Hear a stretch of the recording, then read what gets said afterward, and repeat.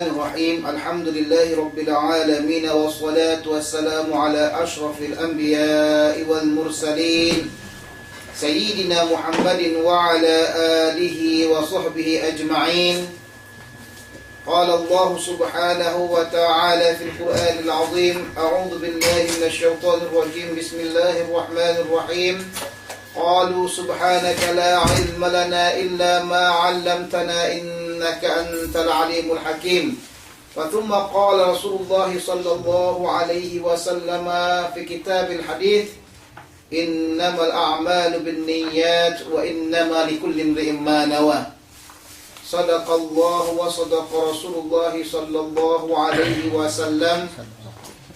بسند متصل الإمام النووي رحمه الله تعالى عنه قال: باب في مسائل تتفرع على السلام. Bab pada masalah-masalah yang dia itu cabang-cabang permasalahan salam. Fi masail tatafarra'u 'ala salam. Kenapa fi masail pula? Oh, dia sewa mental jumu' ala wazni mafa'ilah. Mafa'ilah.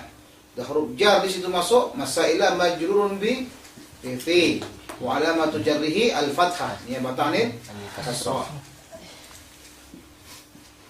Mas'alatun fi tahiyyati 'inda al-khuruj min al-hammam. Qala Abu Sa'd al-Mutawalli: at-tahiyyatu 'inda al-khuruj min al-hammam bi an yaqula lahu. Bacaan katanya ketika waktu keluar daripada hammam atau tandas. Dahulunya biasanya hammam ini digunakan untuk mandi. Hammam besar, orang biasanya datang ke situ mandi. Bi ayyaqul lahu, dia mengatakan kepadanya, "Taba hammamuka." Baguslah tempat mandimu. La asla laha, tidak ada asal bagi kata-kata tersebut. Mana kata tidak ada hadis Rasulullah SAW yang menyebutkan tentang masalah keluar daripada hammam. Jadi hammam di sini berbeda dengan yang kita katakan hammam sekarang ini.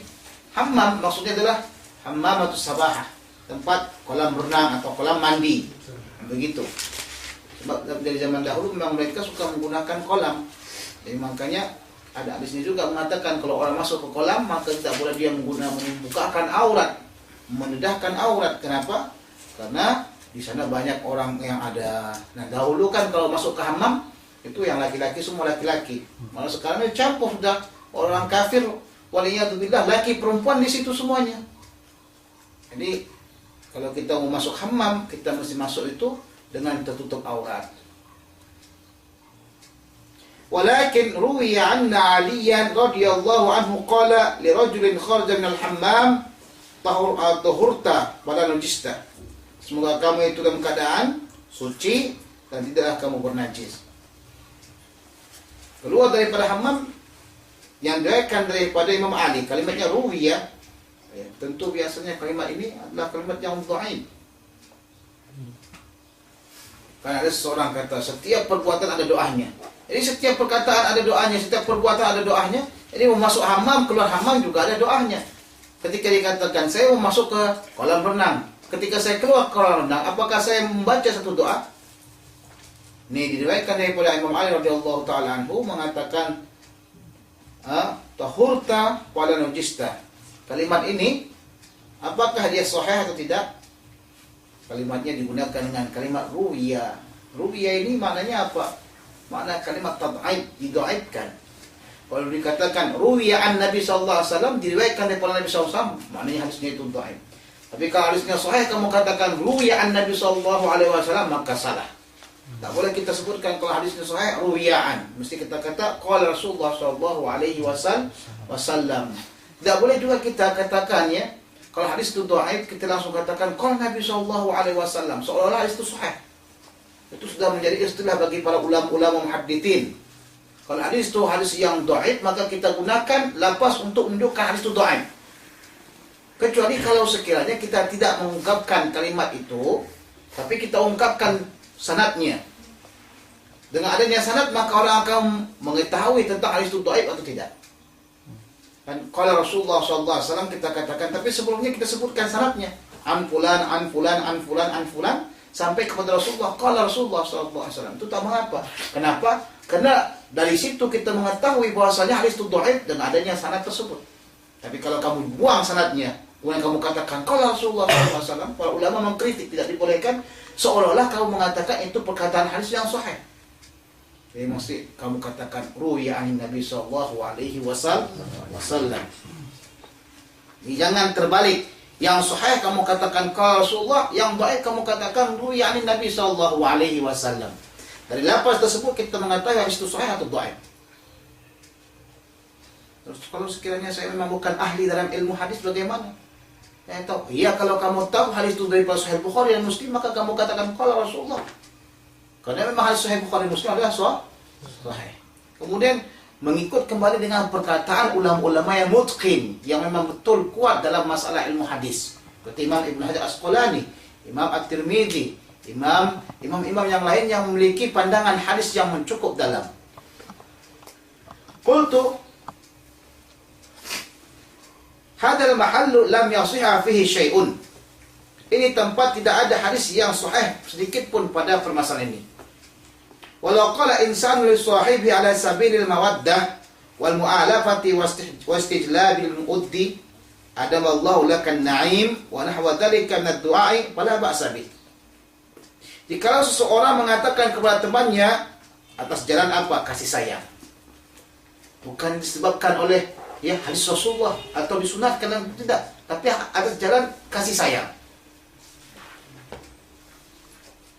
Wa mu'alafati wastijlabi wuddi, kesayangan dan menarik daripada kesayangan dia. Apa dia kata? Semoga Allah Subhanahu wa taala menetapkan bagi kamu nikmat-nikmatnya. Dan seumpama perkataan tersebut daripada kalimat-kalimat doa, maka tidak mengapa. Jadi kata Imam Nawawi rahimahullah taala, doa yang dianya itu beriring dengan agar Allah Subhanahu wa taala memberikan nikmat kepada orang tersebut dan orang tersebut cinta dengan kita, kasih sayang dengan kita, maka disunatkan. Apa aja yang mau kita katakan? Sebab itulah para ulama tidak memandang bid'ah kalau kita kata Assalamualaikum warahmatullah, Assalamualaikum warahmatullah. Kita salaman dengan mereka yang sebelah kanan kiri, tidak ada masalah. Kenapa? Karena salaman tersebut akan membuahkan daripada kasih sayang, cinta kepada umat Islam. Itu tujuannya. Jadi bukan makna kalau tidak ada dibuat Rasulullah SAW berarti itu bid'ah. Itu salah satu kesimpulan yang salah sekali. Sebab Islam memiliki tujuan yang baik. Jadi kalau sekiranya kamu ingin sampaikan rasa cinta kasih sayang kamu kepada orang lain, kamu salam. Dengan demikian maka terjadilah ukhuwah yang kuat. Mas'alatun fil alfadh allati yusta'maluha an-nasu fil 'adati badal salam aw qablahu.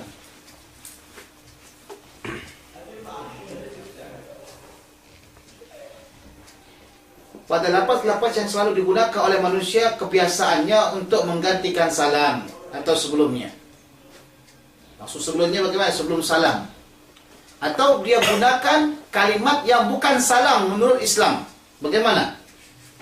Idza tada al-maru al-mamrur alaihi faqala sabbahakallahu bil khair. Jikalau sekiranya memulailah orang yang berjalan terhadap orang yang dilaluinya, maka dia kata semoga Allah SWT memberikan kepada kamu kebaikan pada waktu subuhmu ini, pada waktu pagimu ini. Nah, kalimat tersebut kan biasa kita katakan good morning atau selamat pagi Pak, selamat pagi Cik, Atau bisa atau dengan kesenangan, atau qawakallah, atau Allah SWT menguatkan kamu, atau la auhasallahu minka, atau Allah Subhanahu wa taala tidak akan memberikan keburukan kepada kamu, atau ghairu dzalika min al-alfadh allati yasta'maluha an-nasu fil 'adah, atau selain yang demikian daripada lafaz-lafaz yang selalu digunakan oleh manusia pada kebiasaannya, lam yastahiqqa jawaban, maka tidaklah dia berhak untuk dijawab. Maksudnya tidak wajib kita menjawabnya. Dia semestinya kita menjawab orang yang mengatakan demikian. Nah, jadi kalau sekiranya kita lagi jalan kata good morning, diam saja kita. Orang katanya selamat pagi, tidak perlu kita jawab. Tapi kalau dikatanya assalamualaikum, maka kita wajib menjawabnya. Lakin lau da'a lahu qubalata dzalika kana hasanan. Akan tapi jikalau sekiranya dia mendoakan bagi orang tersebut sebelumnya demikian, maka itu baik. Illa ayatruka jawabahu bil kulliyati jazran lahu fi takhallufihi wa ihmalihi salam. Kecuali katanya meninggalkan jawaban itu semuanya sebagai jazal. Mana kata ajaran kepada dia karena dia itu telah meninggalkan dan mensia-siakan salam. Jadi semestinya kita mempelajari Islam, ya, dan mempelajari bagaimana cara untuk memberikan salam. Jangan ikut orang-orang barat. Orang-orang barat sekarang ini ikut orang good morning lah, selamat pagi. Ada sebahagian daripada ulama-ulama yang Almania, yang sekuler, mengatakan semestinya kita ganti Assalamualaikum dengan selamat pagi, selamat petang. Kenapa? Karena itu lebih hebat daripada Assalamualaikum. Itu adalah pendapat yang salah sekali. Wa ta'diban lahu wa li ghairihi fil i'tina'i bi ibtida'i salam, dan memberikan adab kepada dia atau mengajarkan adab kepada dia dan bagi orang yang lain agar mereka selalu menjaga untuk memberikan pertama sekali salam kepada orang lain. Jadi kalau kita jumpa dengan orang lain, maka hendaklah kita betul-betul yang pertama sekali mengucapkan salam kepada dia. Dengan adanya kita pertama sekali mengucapkan salam kepada dia, berarti pahalanya banyak. Ya, antara salam dan menjawab salam, orang yang memulai salam itu pahalanya lebih banyak dibandingkan dengan orang yang menjawabnya. Faslun fi hukmi takbilil wajhi wal atrafi lil kibari was sighar. Hukum mencium wajah atau muka dan anggota-anggota tubuh, ya, bagi orang yang sudah dewasa dan yang kecil. Apa hukumnya? Ini selama ini kalau kamu kan cium tangan syekh, kamu cium tangan ustaz, kamu cium tangan ayah, ibu dan sebagainya. Apakah hukumnya bid'ah? Apakah hukumnya itu syirik? Apakah hukumnya itu tidak boleh? Jadi kita punya ayah, Assalamualaikum, main pegang dari tangan langsung lari. Tak perlu lagi dicium-cium. Kalau kita mau pergi ke Mesir nih, ayahnya sudah naikkan tangannya ingin dicium tangan dia itu. Dia kata, ya minta maaf nih, bid'ah ni tak boleh, haram. Anak celaka katanya. Tak faham kan? Setiap, hatta kalau kita tengok orang-orang barat sendiri, ya, mereka cium juga tangan anak dia atau tangan ayah dia. Enggak. Itu orang barat punya adab. Apalagi kalau kita sekarang ni umat Islam mesti beradab daripada orang-orang barat.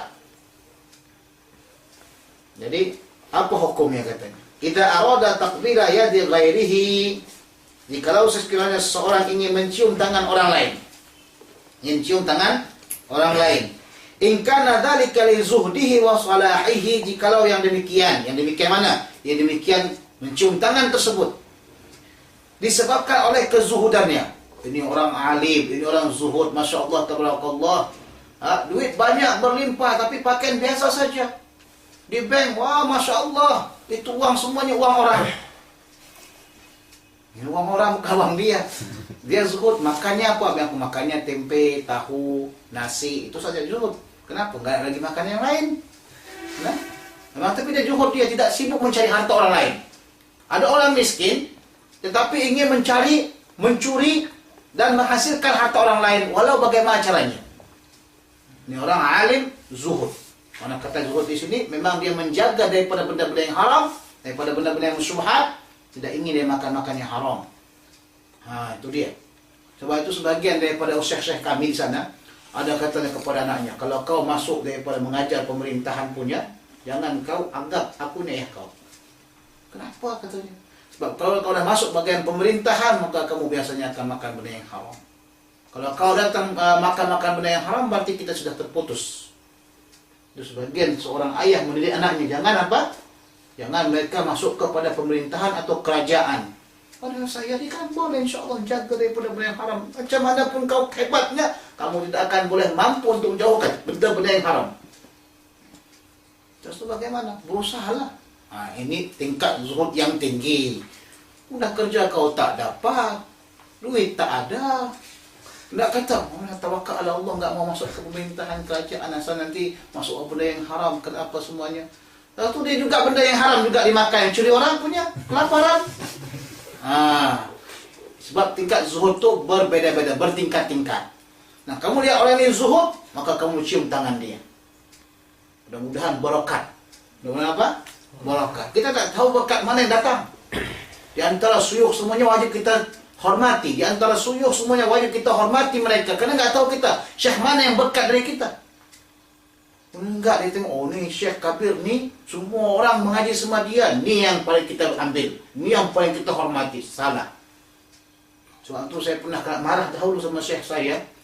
Syekh saya ni murid daripada muridnya Syekh Abdul Qadir bin Sabir Al-Mandili. Beliau ditanya. Saya menanyakan beliau ketika sebelum Muharram. Biasanya kami sebelum Muharram itu berziarah kepada ulama-ulama.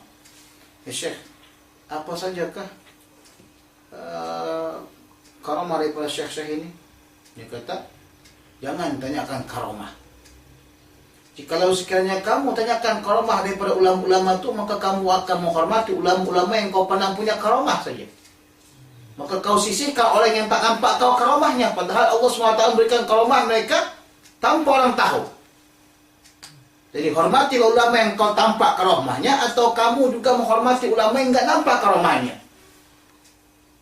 Demikian juga kita hormati ulama-ulama yang walau nampak seperti dia bukanlah alim, tapi dia alim.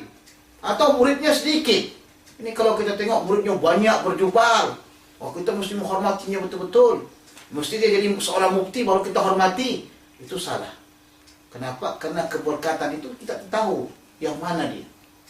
Selagi dia itu guru kamu, walau kamu mempelajari sedikit daripada dia, maka kamu wajib menghormati dia. Mungkin saja dari dia itulah dapat keberkatan. Itulah yang dipesan oleh ulama-ulama kita. Zuhdihi kerana kezuhudannya, wa salahihi kerana kesolehannya. Rajin solat, rajin berzakat, solat malamnya enggak tinggal, zikirnya enggak tinggal. Kerana kesolehan tersebut kita cium tangannya. Aul ilmihi, atau kerana ilmunya. Fiqih, Masya Allah. Hadisnya hafal banyak. Kawaid fiqihnya, Masya Allah. Wa syarafihi, dan kemuliaannya. Salah satunya kemuliaan itu adalah kemuliaan daripada nasab kepada Rasulullah SAW. Kerana dia itu keturunan Rasulullah. Jangan pernah kamu anggap kamu itu sama dengan keturunan Rasulullah SAW, walaupun kamu alim. Walaupun kamu alim, jangan pernah kamu samakan diri kamu dengan keturunan Rasulullah SAW. Sebab mereka ketika dilahirkan sebagai insan, mereka memang sudah mulia. Kenapa? Karena adanya pertalian dengan Rasulullah sallallahu alaihi wasallam. Jadi ingat, seorang yang dianya keturunan Rasulullah SAW, yang dianya itu adalah Islam, maka memiliki kebesaran dibandingkan dengan kamu. Sebab itulah kita kalau jumpa dengan habaib, dengan as-sayyid, kita mesti menghormati mereka. Kalau sekiranya kita tengok sayyid ni, habib-habib ni ada benda yang tak kena-mengena dengan perbuatan mereka, jangan hina mereka. Ditakutkan nanti tersalah, terhina kepada Rasulullah SAW. Sebab itu keturunannya. Sebab semua manusia bersalah. Mereka itu sayyid-sayyid itu semuanya manusia, bukan nabi. Perbuatannya perlu kita ingkari, tapi dianya tak boleh kita ingkari. Kan ada sebagian orang macam, cuma jadi keturunan Rasulullah SAW ni kerja begini, kerja begitu, ni syarif, ni syarifah, inilah ni apa kerja dia. Hati-hati. Sebab hatta kita hina saja orang kafir yang dia punya hubungan dengan Rasulullah SAW, Rasulullah marah. Umar radhiyallahu ta'ala anhu pernah mendengar daripada orang munafik yang selalu membaca Tabbat Yada. Jadi diadukan oleh anak daripada Abu Lahab. Tabbat Yada itu kan menghina daripada Abu Lahab. Kenapa sih ayat tersebut selalu baca? Itu kan paman Rasulullah SAW. Jadi Umar radhiyallahu ta'ala anhu ingin memotong orang tersebut, ingin membunuh orang tersebut. Kenapa? Karena kalimat tersebut seolah menghina langsung pada Rasulullah SAW. Jadi wasyrafihi wasyanatihi, dan dia itu betul-betul menjaga agamanya. Masya Allah, dia itu mau betul-betul menjauhkan daripada benda-benda yang syubhat. Ulama-ulama yang betul-betul menjaga agama, betul-betul menjaga dirinya daripada syubhat dan haram. Bukan ulama-ulama yang dianya selalu mencari muka, Maka ulama-ulama pemerintah yang memang betul-betul ingin mencari benda-benda yang kebaikan dia atau kejayaan dia. Tak, tapi ini ulama-ulama yang betul-betul menjaga dirinya dan agamanya.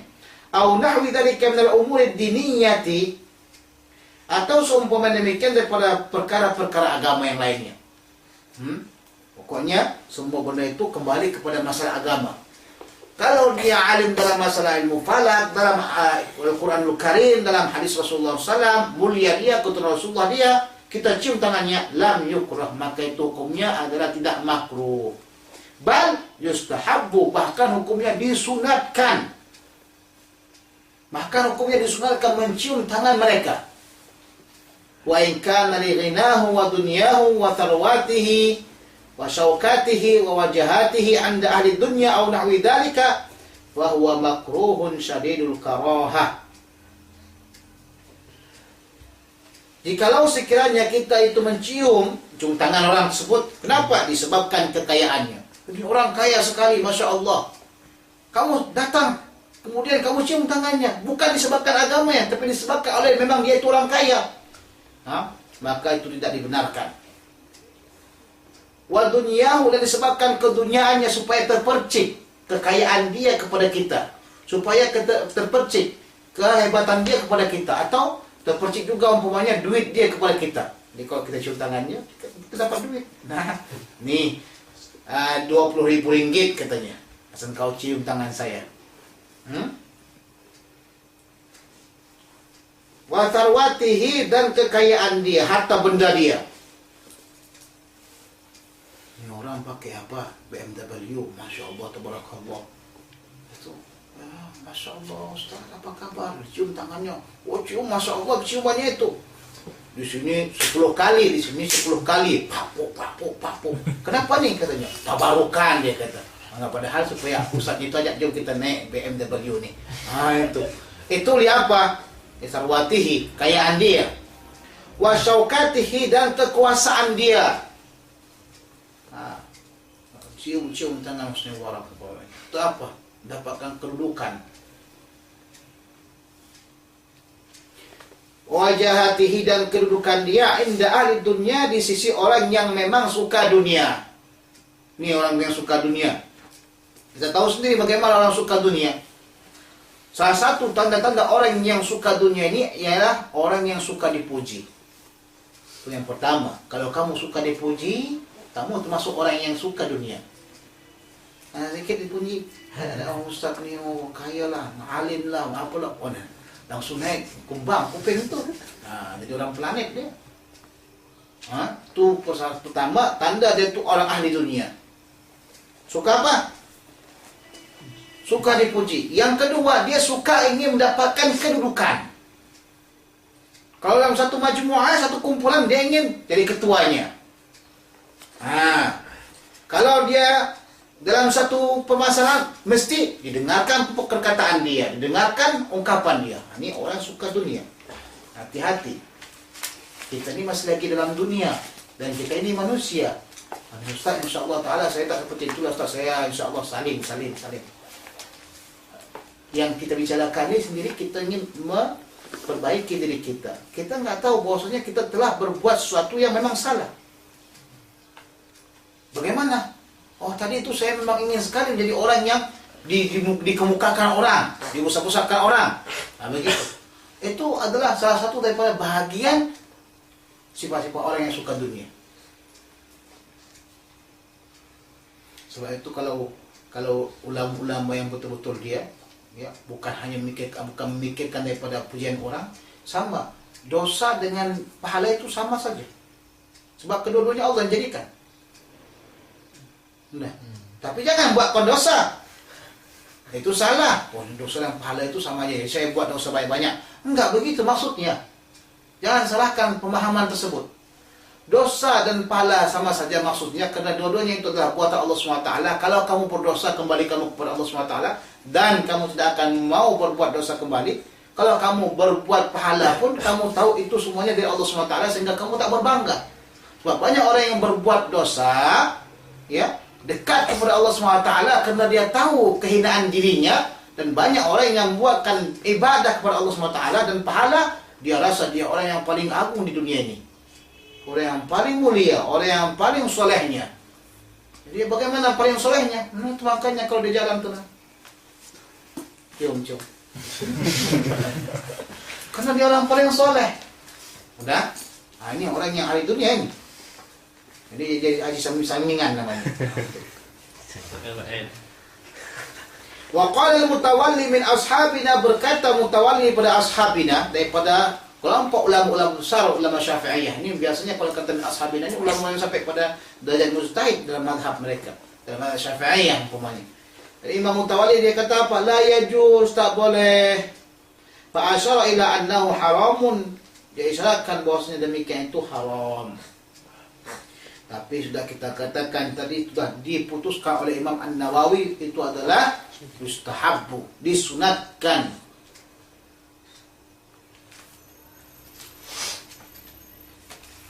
Kalau begitu bagaimana? Katanya Imam Nawawi di sini menyebutkan pendapat orang lain. Coba, ini namanya demokrasi. Kalau kamu sebutkan pendapat kamu saja, yang lainnya itu semua salah langsung, itu sama seperti pendapat puak-puak Wahabi sekarang ini. Orang lain semuanya salah, kami saja yang benar. Ini Imam Nawawi sebutkan pendapat daripada Al-Mutawalli. Taib, kami berikan pendapat kepada kamu dan kami berikan juga dalil. Kalau kamu ingin ikutkan, up to you.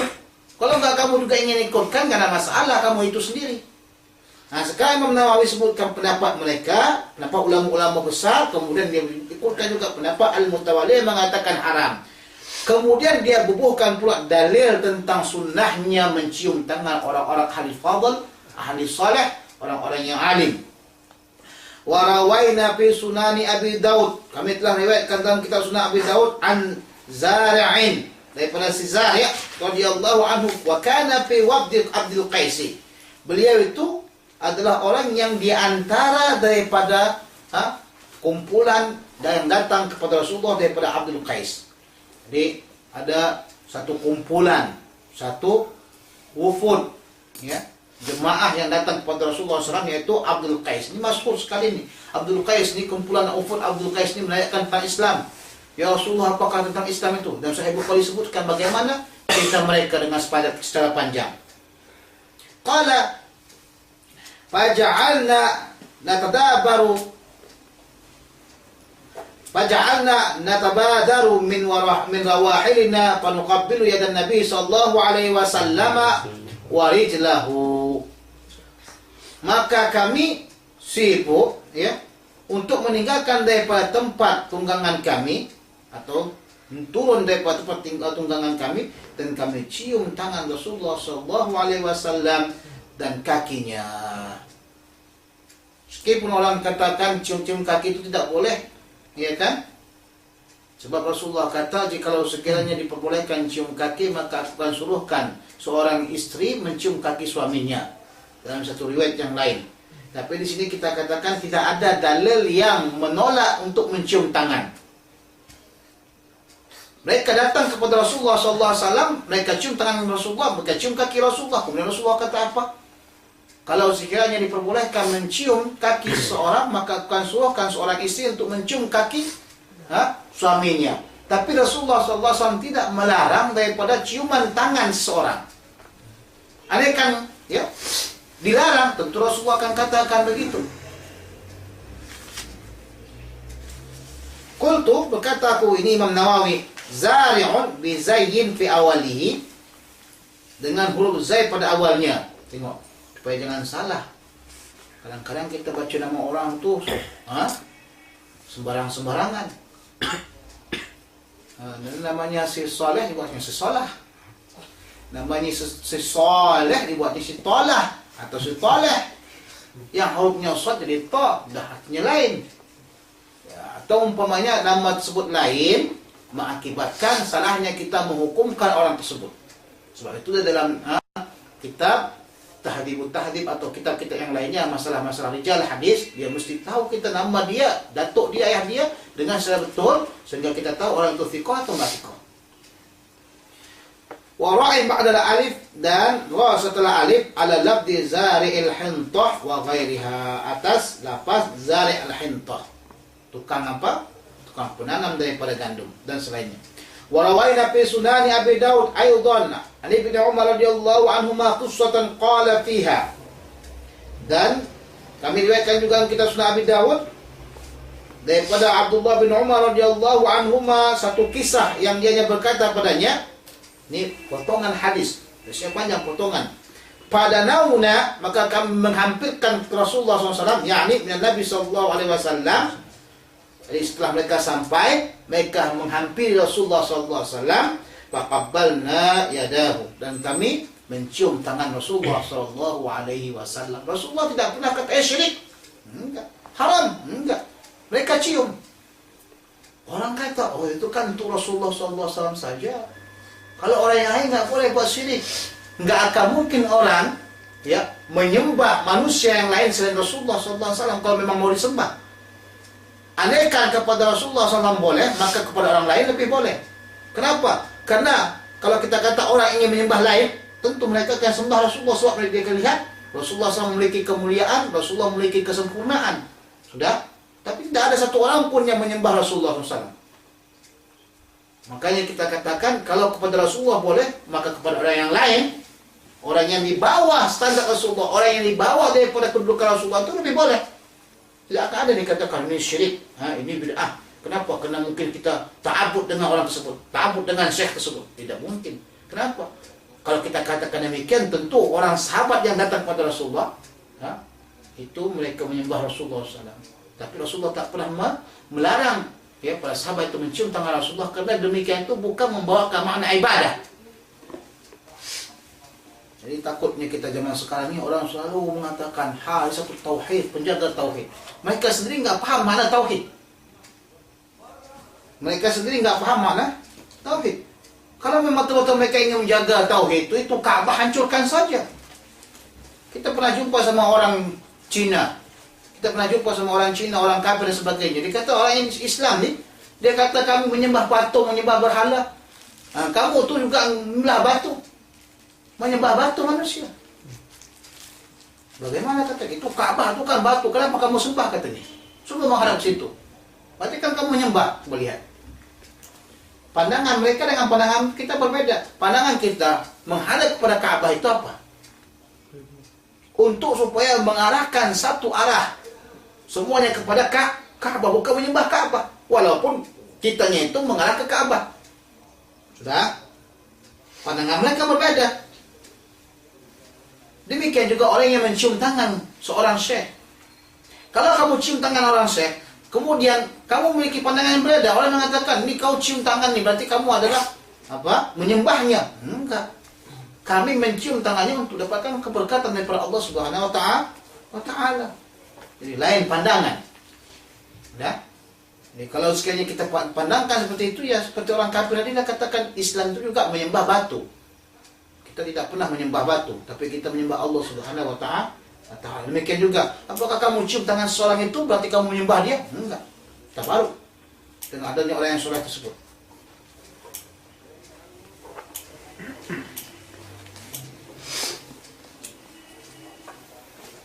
Wa amma takbirur rajuli khadda waladihi shaghir, dan ada pun mencium ya seseorang itu terhadap anaknya yang kecil, pipi anaknya yang kecil. Jadi kamu punya anak kecil, kalau punya anak lagi enggak boleh dicium-cium, mana ada anaknya? Oh, anak adik kita, tak ada masalah. Wa akhihi, dan saudaranya. Ada saudara kecil. Aduh, dek tengok pipinya merah sangat, dicubitnya begini, dicium-ciumnya. Tak ada masalah lah.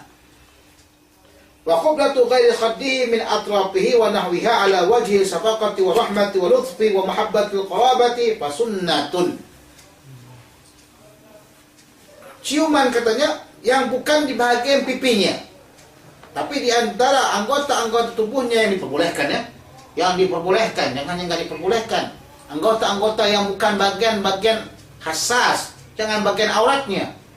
Pipi, udah, kening, umpamanya, leher, umpamanya, udah, katak atau bahu, kita cium, atau tangan dia, atau kaki dia. Kan anak kecil biasa kita cium kaki dia.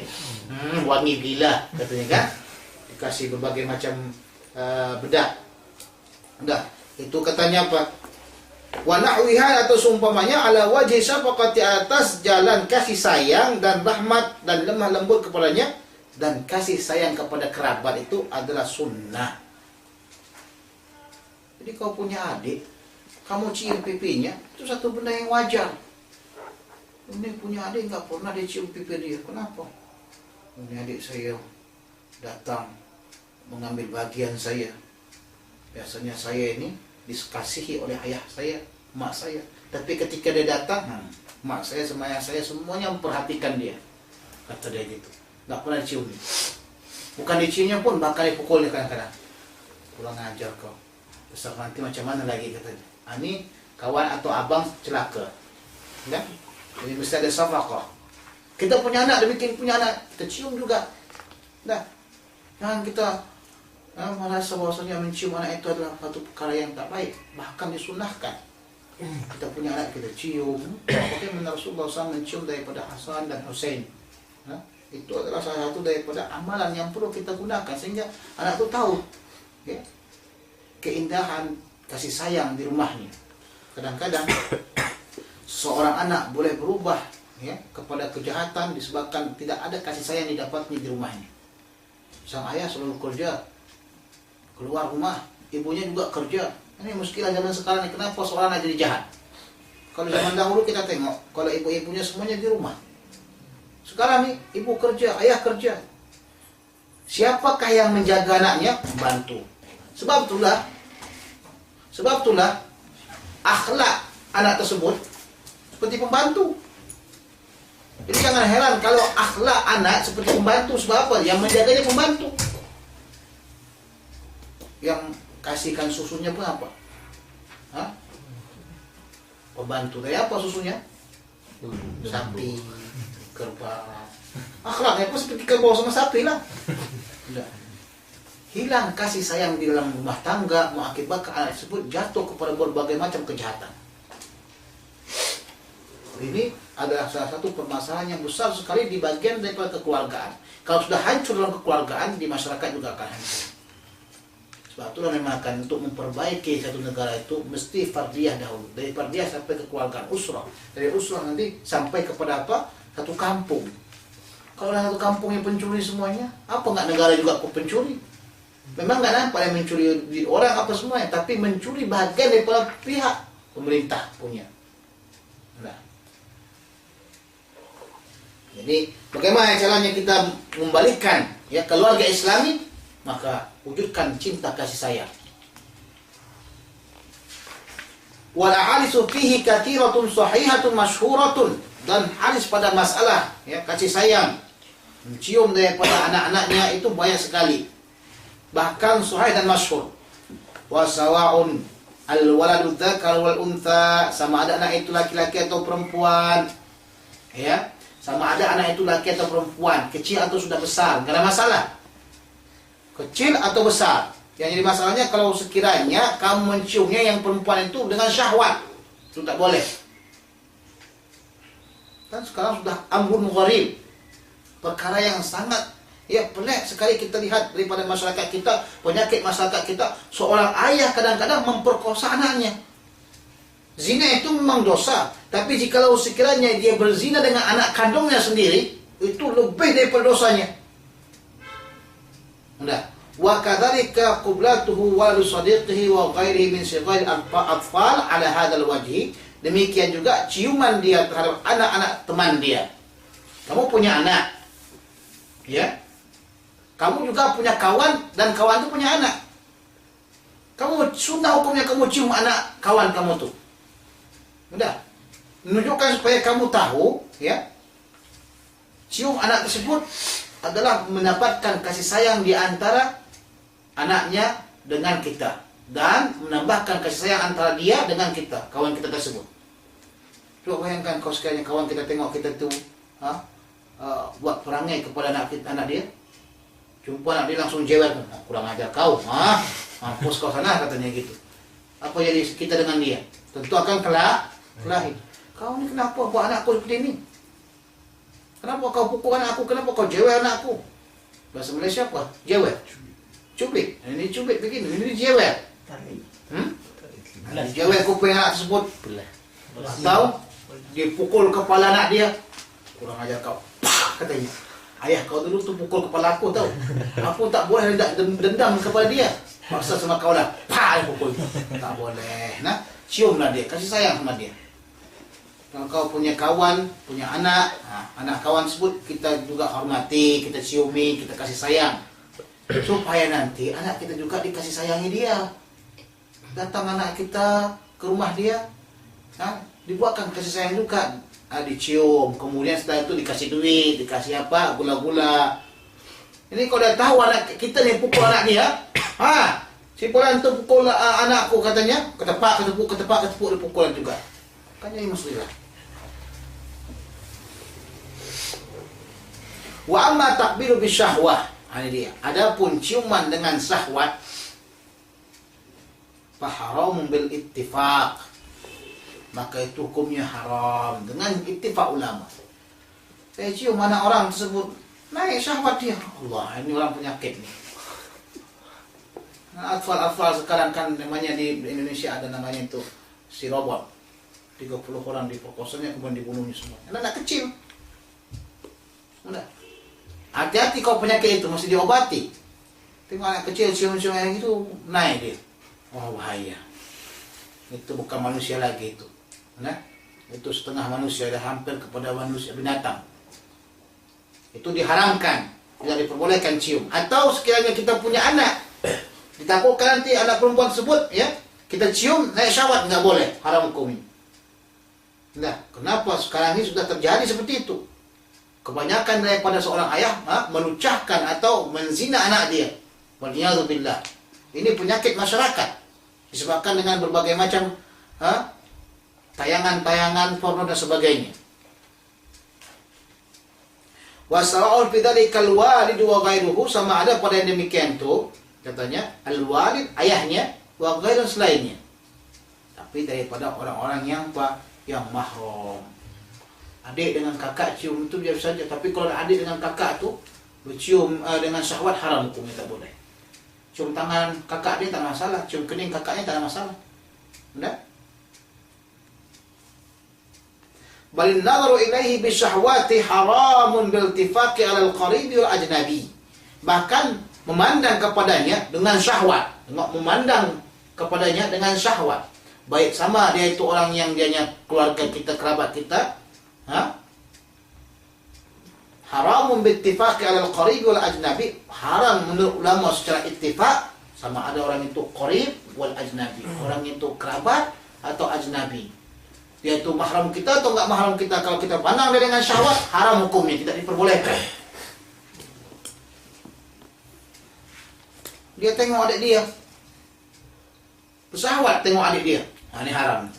Sebab itu Rasulullah SAW suruh kita untuk kalau dah umur 11 tahun dan 10 tahun itu mesti dipisahkan ranjang dia supaya jangan terjadi pergesekan antara satu dengan yang lain. Pergesekan tersebut mengakibatkan mungkin saja terjadi syahwat. Itu bukan benda yang mustahil. Kejadian waktu saya di Mekah diceritakan oleh sebagian teman-teman terjadi di sini, di rumah ni katanya. Antara adik dengan abangnya berzina, dia sampai hamil, dia kata. Itu di Madinah, bagaimana lagi kalau sekiranya di negeri-negeri kita? Udah, sangat membahayakan.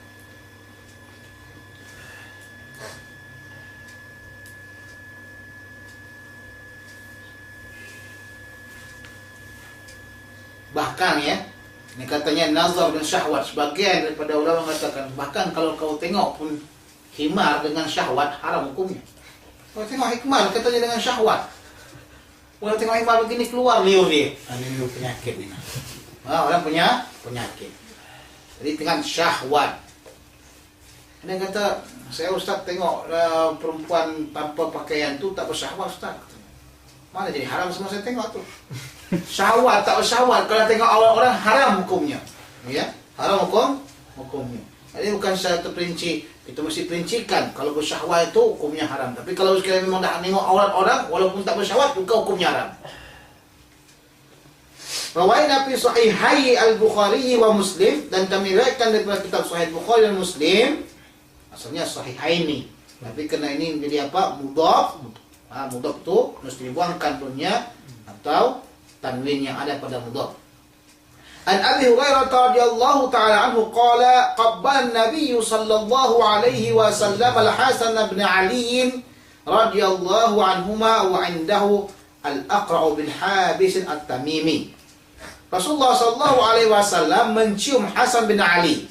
Jadi Hasan bin Ali ini adalah cucu kesayangan Rasulullah sallallahu alaihi wasallam.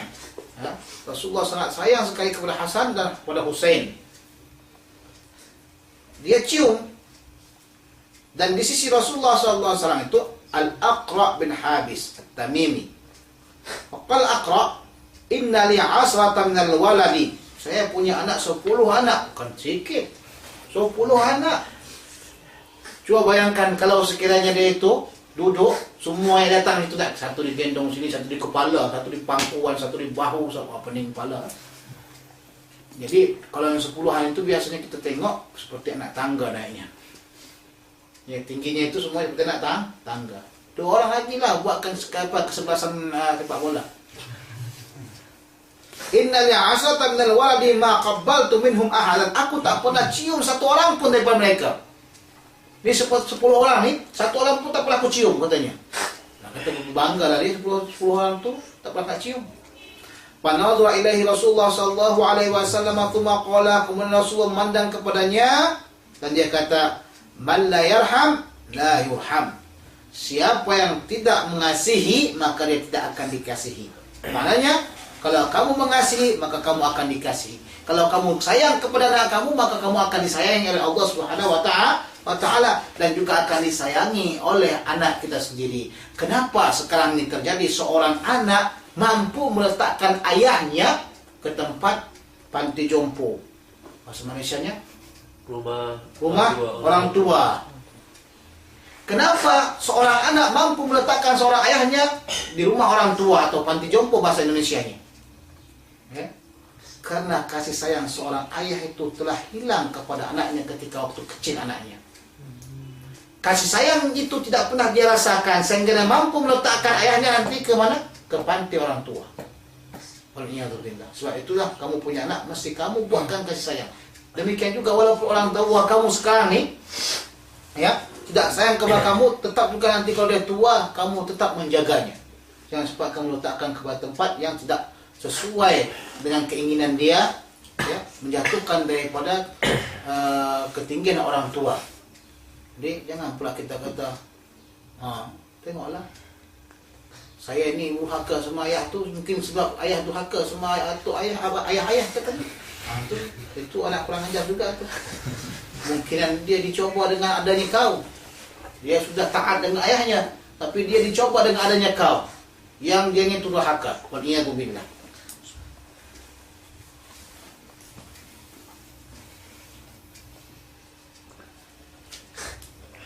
Jadi usahakanlah ini ya, ar-rahimuna yarhamuhumur rahman nih, kasih sayang ini selalu ada dalam rumah tangga kepada anak kita. Sebab nanti kalau kita punya anak, kita kasih sayang dengan dia, dia akan letakkan kita pada tempatnya. Nah, tapi kalau kita letakkan kepada yang bukan tempatnya, nanti orang kita waktu masa tua nanti juga kita akan letakkan pada bukan tempatnya, atau tak pernah dijenguk-jenguknya kita. Sedih itu kalau orang tua anaknya keluarganya tak ada lagi. Kamu tak pernah merasakan sekarang nih.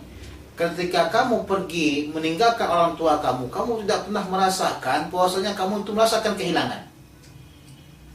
Ketika kamu kawin dengan seorang wanita, kamu juga tidak pernah merasakan kehilangan dengan orang tua kamu.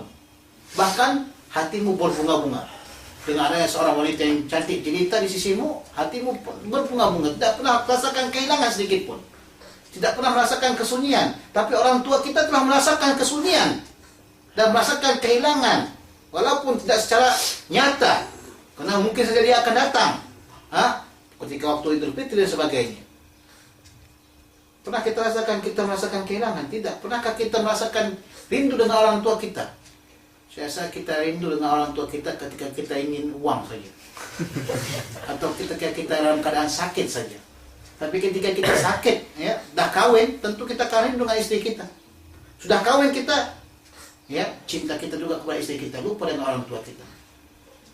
Sebab itu, ya, diasah betul-betul kasih sayang kita kepada orang tua, sehingga walaupun kita sudah kawin, tetap kasih sayang tersebut tidak berubah dan tidak akan hilang. Wa rawaina fi sahihaihima an Aisyah radhiyallahu anha qalat, dan kami riwayatkan dalam kitab Sahih Bukhari Muslim daripada riwayat Sayyidah Aisyah radhiyallahu anha, dia berkata, qadima nasu minal a'rabi ala Rasulillah sallallahu alaihi wasallam faqalu, datanglah kumpulan orang-orang daripada kaum Arab. Kaum Arab ni daripada orang-orang yang pedusun. Faqalu, maka mereka berkata, tuqabbiluna subyanakum, kamu mencium daripada anak-anak kamu. Kamu mencium anak-anak kamu. Kata, qalu, na'am, kami mencium anak-anak kami. Qalu, berkata daripada kumpulan manusia tersebut, lakinna wallahi ma nuqabbilu, kami demi Allah tak pernah mencium anak-anak kami. Qala Rasulullah sallallahu alaihi wasallam, aw amliku an kana Allah taala naza minkumur rahmah, adakah maksudnya Allah Subhanahu wa taala telah mencabut daripada hati kamu itu semuanya daripada kasih sayang? Hadza lafdhu ihda riwayat, ini lafaz salah satu daripada riwayat yang ada. Wa marwiyun bi alfazin, dan dia diriwayatkan dengan lafaz-lafaz yang banyak. Jadi lafaz ini banyak, di antara salah satu riwayat yang ada adalah seperti ini. Nah, kata, kalau kamu tidak pernah mencintai, mencium anak kamu, berarti Allah SWT telah mencabut kasih sayang pada kamu. Sudah. Kalau kamu benci, kalau kamu tak menciumi anak kita sendiri, jangan anak orang lain, anak kita sendiri, berarti kasih sayang sudah tidak ada lagi dalam hati. Coba bayangkan kita, harimau yang begitu sangarnya, harimau yang begitu kuatnya dan bengisnya pun, kalau sekiranya dia punya anak tersebut akan digendongnya, akan dibawanya. Dia akan gigit bagian tengkuknya dengan gigitan yang tidak melukai. Dia akan bawa, dia akan berikan kasih sayang kepada anaknya. Bagaimanakah lagi kita? Soal itulah sangat sedih sekali kalau kita tengok ada seorang ayah yang membunuh anaknya. Walaupun dalam jampu ulama mengatakan bahwasanya seorang ayah membunuh anak itu tidak wajib dikisos kepada dia, tetapi wajib dibayar dibuat sama dia hukum ta'zir. Seorang ayah membunuh anak dia sendiri itu bukan dikisos, tapi dihukum ta'zirkan. Tapi pendapat Ibnu Taimiyah kata wajib dikisos juga.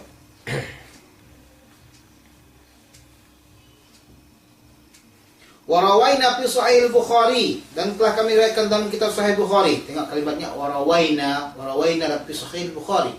Jadi enggak boleh warawina. Boleh kita gunakan fi'il majhul, tapi kita gunakan di sini fi'il ma'lum, menunjukkan bahwasanya ini hadis sahih. Kenapa dikatakan warawaina? Karena dia punya riwayat, punya ijazah daripada masyayikh dia, atau mungkin dia telah membaca. Jadi kalau kayak kita bacakan ni, kita boleh gunakan warawaina fi Sahih Bukhari. Boleh. Kenapa? Karena kamu telah meriwayatkan daripada Sahih Bukhari. Kamu dah baca Sahih Bukhari, warawaina fi Sahih Bukhari. Wa ghairihi, dan selain daripada Bukhari, an Anas radhiyallahu anhu qala, akhadha Rasulullah sallallahu alaihi wasallam ibnahu Ibrahim faqabbalahu wa shammahu. Rasulullah sallallahu alaihi wasallam mengambil anaknya Ibrahim dan dia kecupkan dan dia cium. Ini potongan daripada hadis Rasulullah sallallahu alaihi wasallam ketika itu Rasulullah di masjid. Ibrahim meninggal dunia. Jadi Ibrahim, anak Rasulullah SAW meninggal dunia. Yang Rasulullah kata, jika kalau Ibrahim hidup, niscaya dia akan menjadi nabi. Sebab itu mati semua anak Rasulullah SAW yang laki-laki kecil-kecil semuanya. Takut kenapa? Kalau nanti Rasulullah SAW masih ada lagi, kemudian anaknya itu hidup, maka mereka jadi nabi, maka Rasulullah bukan jadi nabi terakhir. Sudah. Jadi Rasulullah SAW berada di masjid. Datanglah orang mengkabarkan kepada dia, ya Rasulullah, Ibrahim telah meninggal dunia. Datang Rasulullah SAW mencium, mengkecup daripada anak beliau Ibrahim, kemudian keluarlah air mata dia. Sahabat menanyakan, ya Rasulullah, kamu menangis? Ya, saya menangis. Saya menangis. Yang dilarang Rasulullah bukan menangis. Dilarang Rasulullah SAW itu merintih, meratap. Udah? Itu yang dilarang oleh Rasulullah SAW. Tapi kalau hanya sekedar menangis tidak masalah. Itu mengeluarkan air mata. Sebab apa? Sebab menunjukkan kasih sayang. Ada orang tidak pernah nanya dia, ayahnya meninggal, dia ketawa. Kenapa ketawa kamu? Cepat dapat bagian katanya. Udah, ibunya meninggal, dia juga enggak pernah menangis. Ya kata menangis tersebut adalah itu tanda daripada orang gentleman. Salah. Mengeluarkan air mata itu salah satu daripada tujuan hati kamu itu adalah lembut. Tapi jangan kamu sampai beratap seperti orang Mesir. Tengok orang Mesir, ya Allah ya Rahman. Itu maka kata Rasulullah SAW, laisa minna, bukan golongan daripada kami, kata Rasulullah SAW. Orang yang apa? Darbul khudud, pukul pipi dia. Meninggal, oh ya Allah, katanya. Itu orang Mesir begitu. Orang Arab seperti itu. Orang meninggal dunia ya pukul pipinya. Dilarang. Wasakul juyub, orang yang mengoyakkan daripada apanya? Mengoyakkan daripada poket dia atau bagian daripada buka baju dia. Dia koyaknya langsung semuanya. Itu tidak diperbolehkan.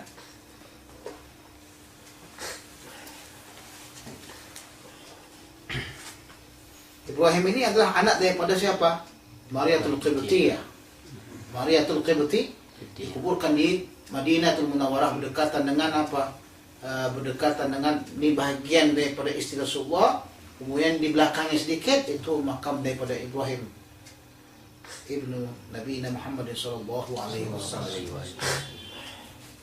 Wa rawaina fi sunan Abi Daud anna al-Barra bin Azib radhiyallahu anhuma qala dakhaltu ma'a Abi Bakr radhiyallahu anhu awwala ma qadima al-Madinah. Masuklah saya bersama Abi Bakar radhiyallahu taala anhu pertama sekali ketika masuk ke kota Madinah. Fa'idha Aisyatu ibnatu radhiyallahu anha muttaji'atun qad asabatha humma. Maka ketika itu ya Sayyidah Aisyah radhiyallahu taala anha dalam keadaan terbaring yang dia itu kena penyakit panas. Sebab di sana ya di Madinatul Munawwarah itu sejuk. Di Madinatul Munawwarah sejuk. Cuaca yang ada di Makkah dengan keadaan di Madinah itu berbeda. Nah, biasanya orang yang datang ke tempat yang berbeda cuacanya, pertama sekali akan datangkan penyakit. Itu makanya ketika kamu balik daripada Malaysia ke sini kan, sampai sini ada perasaan apa? Badan kurang enak. Kenapa kurang enak? Karena perubahan cuaca. Jadi Sayyidah Aisyah dalam keadaan sakit. Fa'ataha Abu Bakrin radhiyallahu taala anhu faqala. Maka Abu Bakar mendatanginya dan dia berkata, "Kaifa anti ya bunayyah?" Bagaimana keadaan wahai anakku? Ditanya. Anak sakit ditanya, mana yang sakit? Kepala katanya, dipicit kepalanya. Ini anak sakit, mana yang sakit? Kepala katanya, diamkannya dia. Iya. Iyalah. Kepala anak dan kepalanya itu sakit. Pening, dipicit kepala dia. Usahakan kita membantu anak tersebut. Demikian juga dengan teman kita, kawan kita, ayah kita. Kalau sakit kita usahakan untuk mengobatnya kalau kita pandai. Yang pura-pura pandai, sok-sok pandai pula. Dikasih ini obat nih, insya Allah ta'ala hilang penyakit semua. Dikasih makan obat tuh, insya Allah ta'ala memang mukanya penyakit itu saja hilang, orangnya pun hilang juga. Wa qabbala khaddaha, maka Abu Bakar mencium pipinya. Lihat. Ini kan Sayyidah Aisyah radhiyallahu anha sudah dewasa. Dewasa. Abu Bakar menciumnya, enggak ada masalah. Sebab Abu Bakar itu adalah seorang sahabat Rasulullah SAW yang kuat imannya. Ini cium anak dia tidak bersyahwat.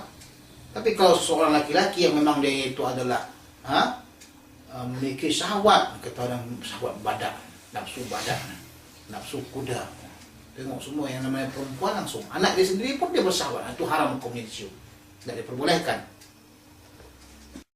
Warawaina fi kutubi At-Tirmidzi wa Nasa'i wa Ibn Majah bil asanid sahihati an Safwan bin Assal. Kenapa di sini katanya kalau Tirmidzi, Nasa'i, Ibn Majah mesti dengan katanya bi asanid sahihah dengan sanad yang sahih. Kemudian dalam masalah Sahih Bukhari enggak sebutkan demikian.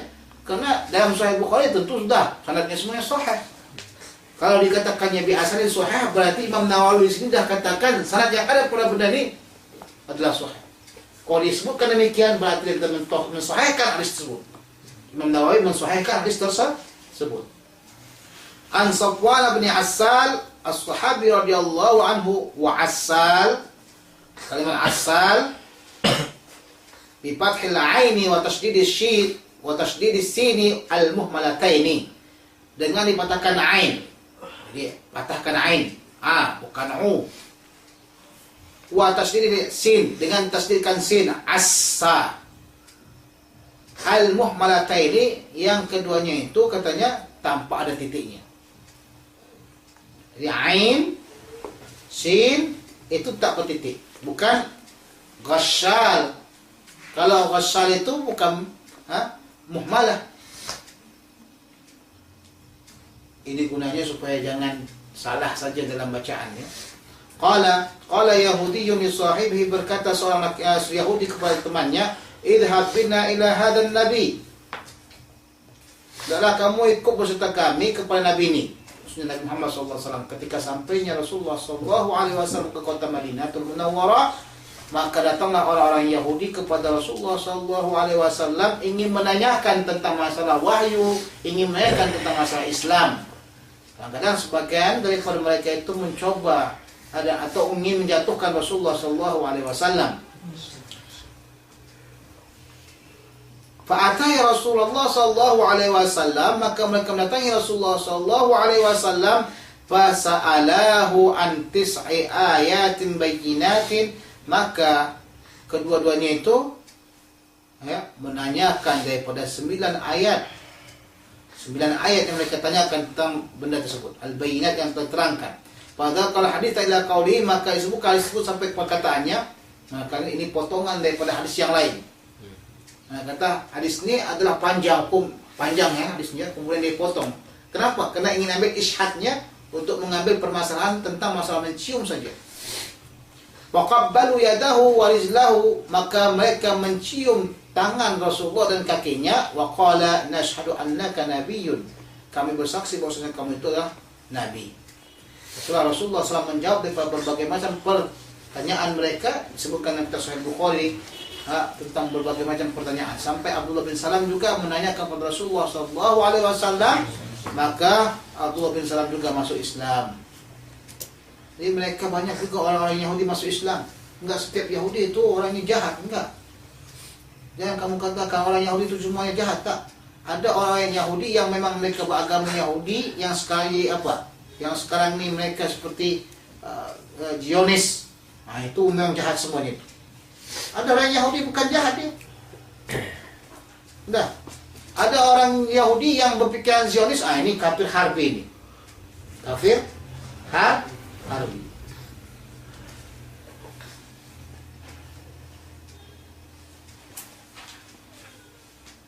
Warwaina fi sunan Abi Dawud bil isnad sahih al-Malih al-Iyas bin Daghfal qala ra'aitu Abu Nadrah qabbala khadd al-Hasan bin Ali radhiyallahu anhuma. Daripada Iyas bin Daghfal, aku melihat, katanya apa? Melihat Abu Nadrah mencium pipi Hasan bin Ali radhiyallahu anhuma. Jadi bukan Rasulullah SAW, sekarang Abu Nadrah yang mencium daripada Hasan bin Ali. Kenapa dia cium? Karena Rasulullah mencium Hasan bin Ali. Kecintaan dia terhadap Rasulullah membuat dia mencium daripada Imam Hasan. Nah, jadi kalau sekarang kamu mencintai ibumu, tentu kamu akan mencintai semua benda-benda yang ditinggalkan, bukan? Demikian juga mereka cinta dengan Rasulullah SAW, maka dia mencintai seluruh keturunan Rasulullah SAW. Jadi daripada i'tiqad ahli sunnah wal jamaah, wajib hukumnya kita mencintai ahli bait Rasulullah SAW. Wajib hukumnya. Demikian juga daripada i'tiqad ahli sunnah wal jamaah, wajib hukumnya kita mencintai seluruh sahabat Rasulullah SAW. Bagaimana kamu membenci dengan sahabat Rasulullah SAW, menghina sahabat Rasulullah SAW? Bukankah sahabat itu semuanya yang ditinggalkan Rasulullah? Kalau kamu cinta kepada Rasulullah, maka wajib kamu juga mencintai sahabat Rasulullah. Kalau kamu cinta kepada Rasulullah, maka wajib kamu mencintai daripada keluarga Rasulullah sallallahu alaihi wasallam. Qultu Abu Nadrah bin nuni wad dadi mu'jamah, dengan huruf nun dan dad yang bertitik. Nun bertitik, dad bertitik. Ismuhu Al-Mundhir bin Malik bin Qut'ah, namanya Mundhir bin Malik bin Qut'ah, tabi'in thiqah. Dia seorang tabi'in. Dia seorang apa? Tabi'in. Thiqah, Mana kondisinya adalah orang yang sudah kumpulkan dua perkara, yaitu dhabit dan adil. Kalau katanya thiqah, berarti dia itu dhabit dan adil.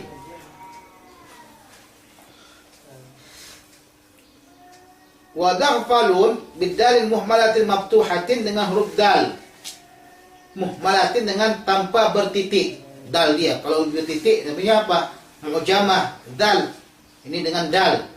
Maftuhatin yang dipatahkan. Tuma ghainin mu'jamatin, kemudian huruf ghain yang dia itu bertitik. Sakinatin yang dianya tidak berbaris.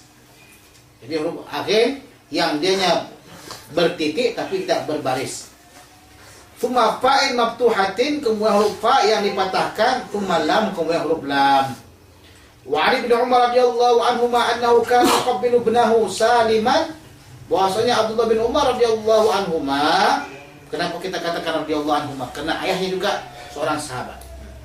Di setiap sahabat yang ayahnya sahabat maka kita katakan radhiyallahu anhuma, ya. Annahu kana yuqabbilu ibnahu Saliman, bahwasanya beliau itu mencium daripada anaknya Salim. Wa yaqulu i'jabu min syaikhin yuqabbilu syaikhan. Hendaklah kamu merasa heran dengan seorang syekh yang mencium seorang syekh. Apa itu katanya? Abdullah bin Umar radhiyallahu anhu ini seorang syekh, ya, daripada mukathirin, seorang sahabat yang banyak melihat hadis Rasulullah sallallahu alaihi wasallam. Sudah? Sementara Salim ini adalah seorang tabi'in yang dianya itu memiliki banyak riwayat daripada ayahnya, sehingga daripada riwayat Imam Ahmad radhiyallahu anhu, riwayat Salim ini adalah termasuk riwayat yang silsilatul dhahabiyah. Jadi riwayat daripada Syihab Az-Zuhri an Salim an Ibnu Umar, ya, Ibnu Syihab an Salim an Abdullah bin Umar, ini namanya silsilatul dhahabiyah menurut Imam Ahmad. Ibnu Syihab an Salim. Salim siapa? Salim itu anak daripada Abdullah bin Umar. An abihi, siapa ayahnya? Abdullah bin Umar. Ini namanya apa? Silsilatul dhahabiyah. Tapi menurut Imam Bukhari rahimallahu taala, an Malik, an Nafi', an Ibnu Umar. Ini menunjukkan kepada kita ketinggian dan daripada kedudukan Imam Salim radhiyallahu taala anhu yang dicium oleh Abdullah bin Umar. Seorang ayah mencium anaknya yang alim.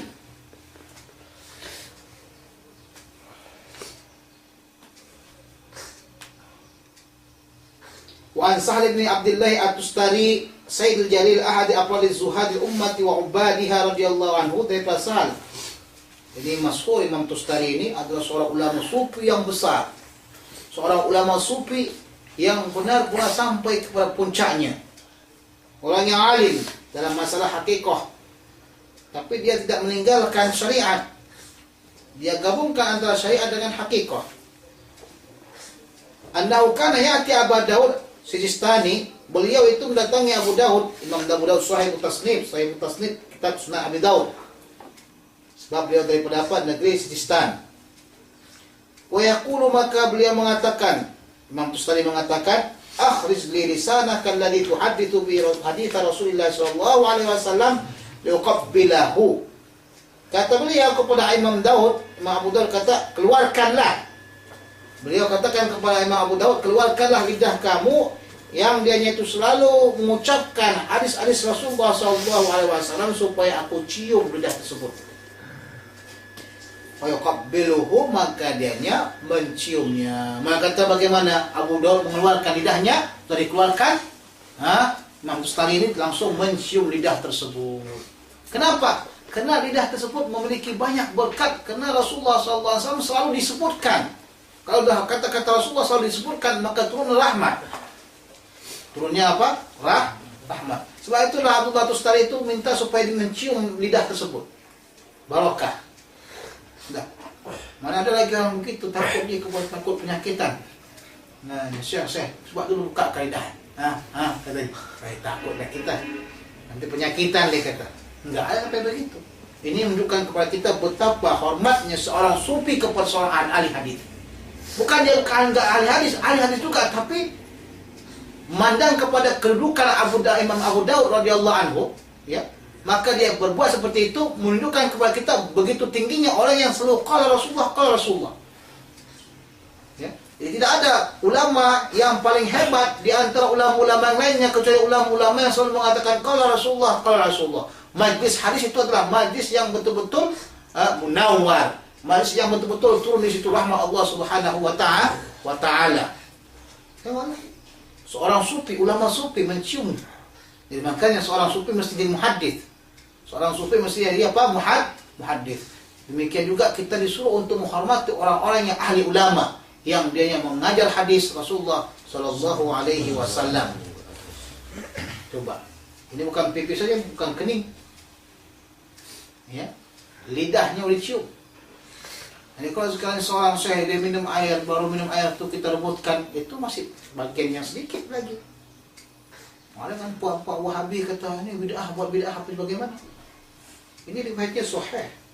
Riwayat yang dikatakan sini sahih, bahwasanya Imam Abu Daud mengeluarkan lidahnya dan Imam At-Tustari itu mencium lidah tersebut. Ada orang mencium, minum daripada bekas seorang syekh yang ahli hadis. Umpamanya diminumnya untuk apakan tabarukan, langsung dikatakan bid'ah. Bagaimana dengan perkataan yang perbuatan daripada Abdullah At-Tustari ini? Takkan Imam Abu Daud tak tahu masalah hukum tersebut?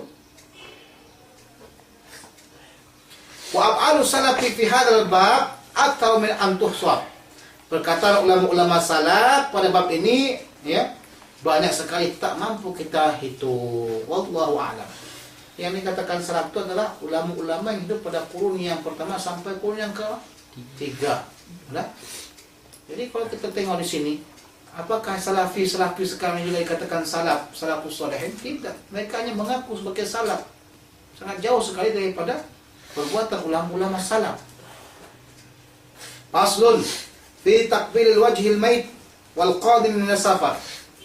Pasal menceritakan tentang mencium daripada wajah atau muka orang yang telah meninggal dunia dan orang-orang yang datang daripada musafir.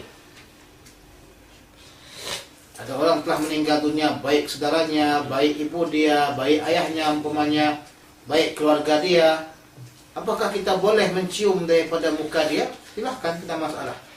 Wala ba'sa bi taqbili wajhil maiti salih li tabarruki, dan tidak mengapalah katanya mencium muka orang yang telah meninggal dunia, yang orang tersebut soleh, ditabaruki, karena tabaruk. Sebab itu banyak orang-orang yang soleh ini kalau meninggal dunia, banyak sekali orang yang musuhnya. Orang bukan saja muka saya dicium dia. Kenapa? Keranda-keranda pun dicium juga. Kenapa mesti keranda jadi dicium? Dia kata keranda itu sampai menempel kepada wajah, dia kata. Enggak percaya mereka seperti itu. Cobalah buat seperti hukumnya karet, elektrik. Letakkan kepada dinding, dinding tak kena. Ini karet tak, dinding enggak? Ini elektrik atau listrik sama kami. Letakkan ke dinding. Dinding ini bukan listrik, tapi bila letakkan dengan dinding tersebut, dinding itu pun berkaren. Tahu tak? Ini keranda bukan mayat, tapi mayat tersebut letakkan keranda. Mayat dia punya berkat, keberkatan tersebut kena ke keranda. Keranda tersebut kita cium. Sebab itulah jangan kamu ingkari orang yang cium kuburan seorang sahabat umpamanya, atau kuburan daripada Sayyidina Hasan dan Sayyidina Husain, atau kuburan Imam Syafi'i. Kenapa? Tubuh mereka itu menyatu dengan apa? Tiang-tiang tersebut. Nah, keberkatan tersebut menyatu kepada tiang-tiangnya.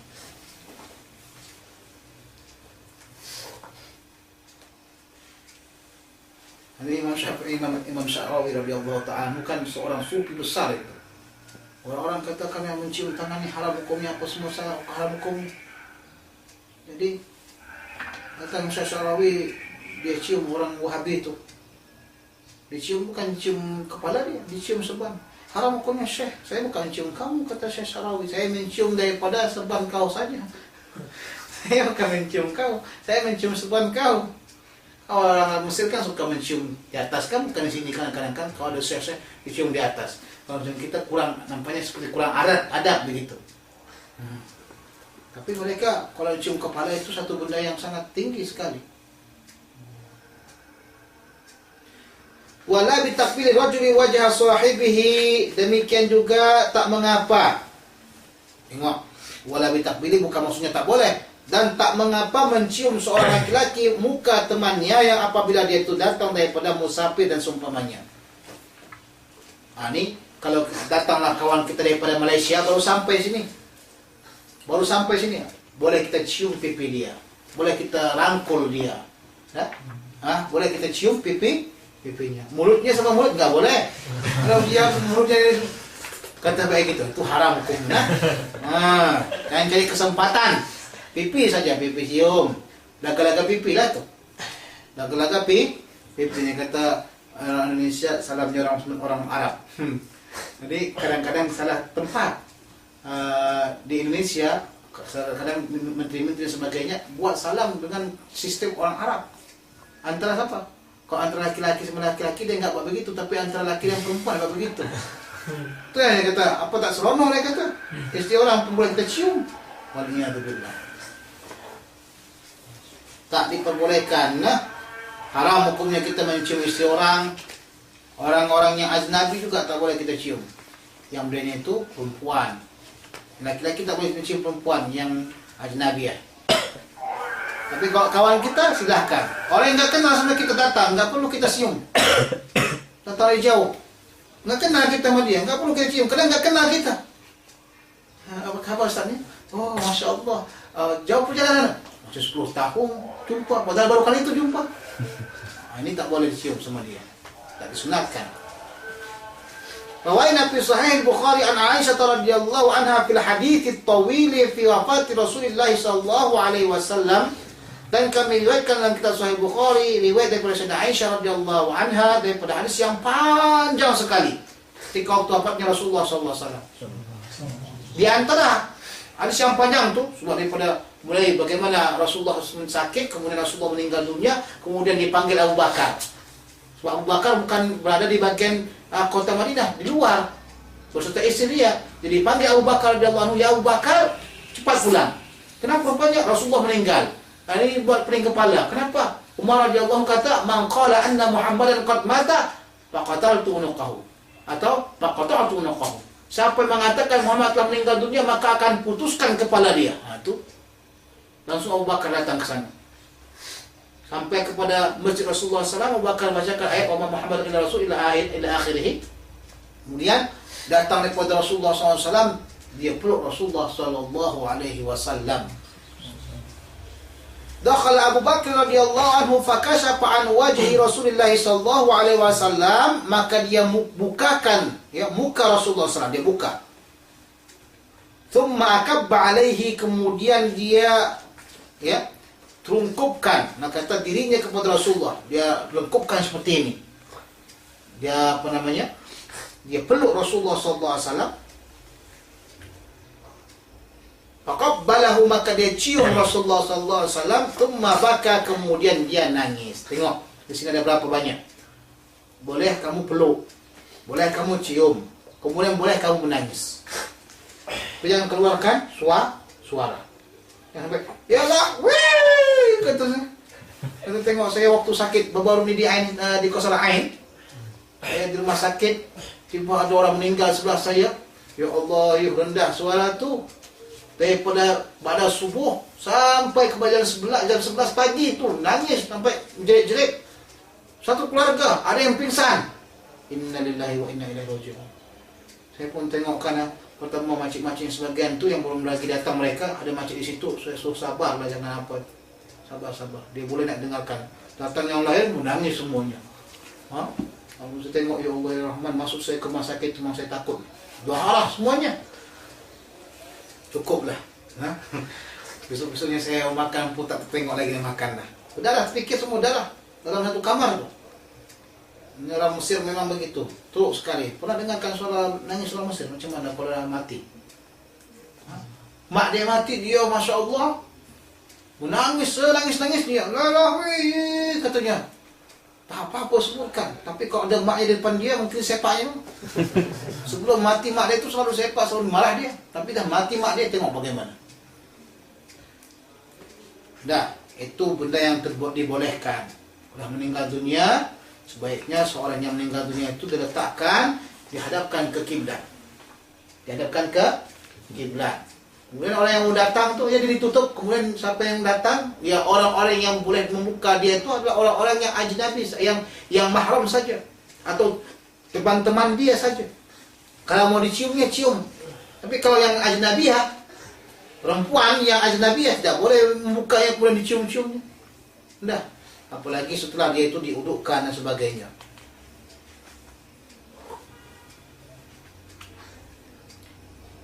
وروينا في كتاب الترمذي عن عائشة رضي الله تعالى عنها قالت قدم زيد بن حارثة المدينة ورسول الله صلى الله عليه وسلم في بيته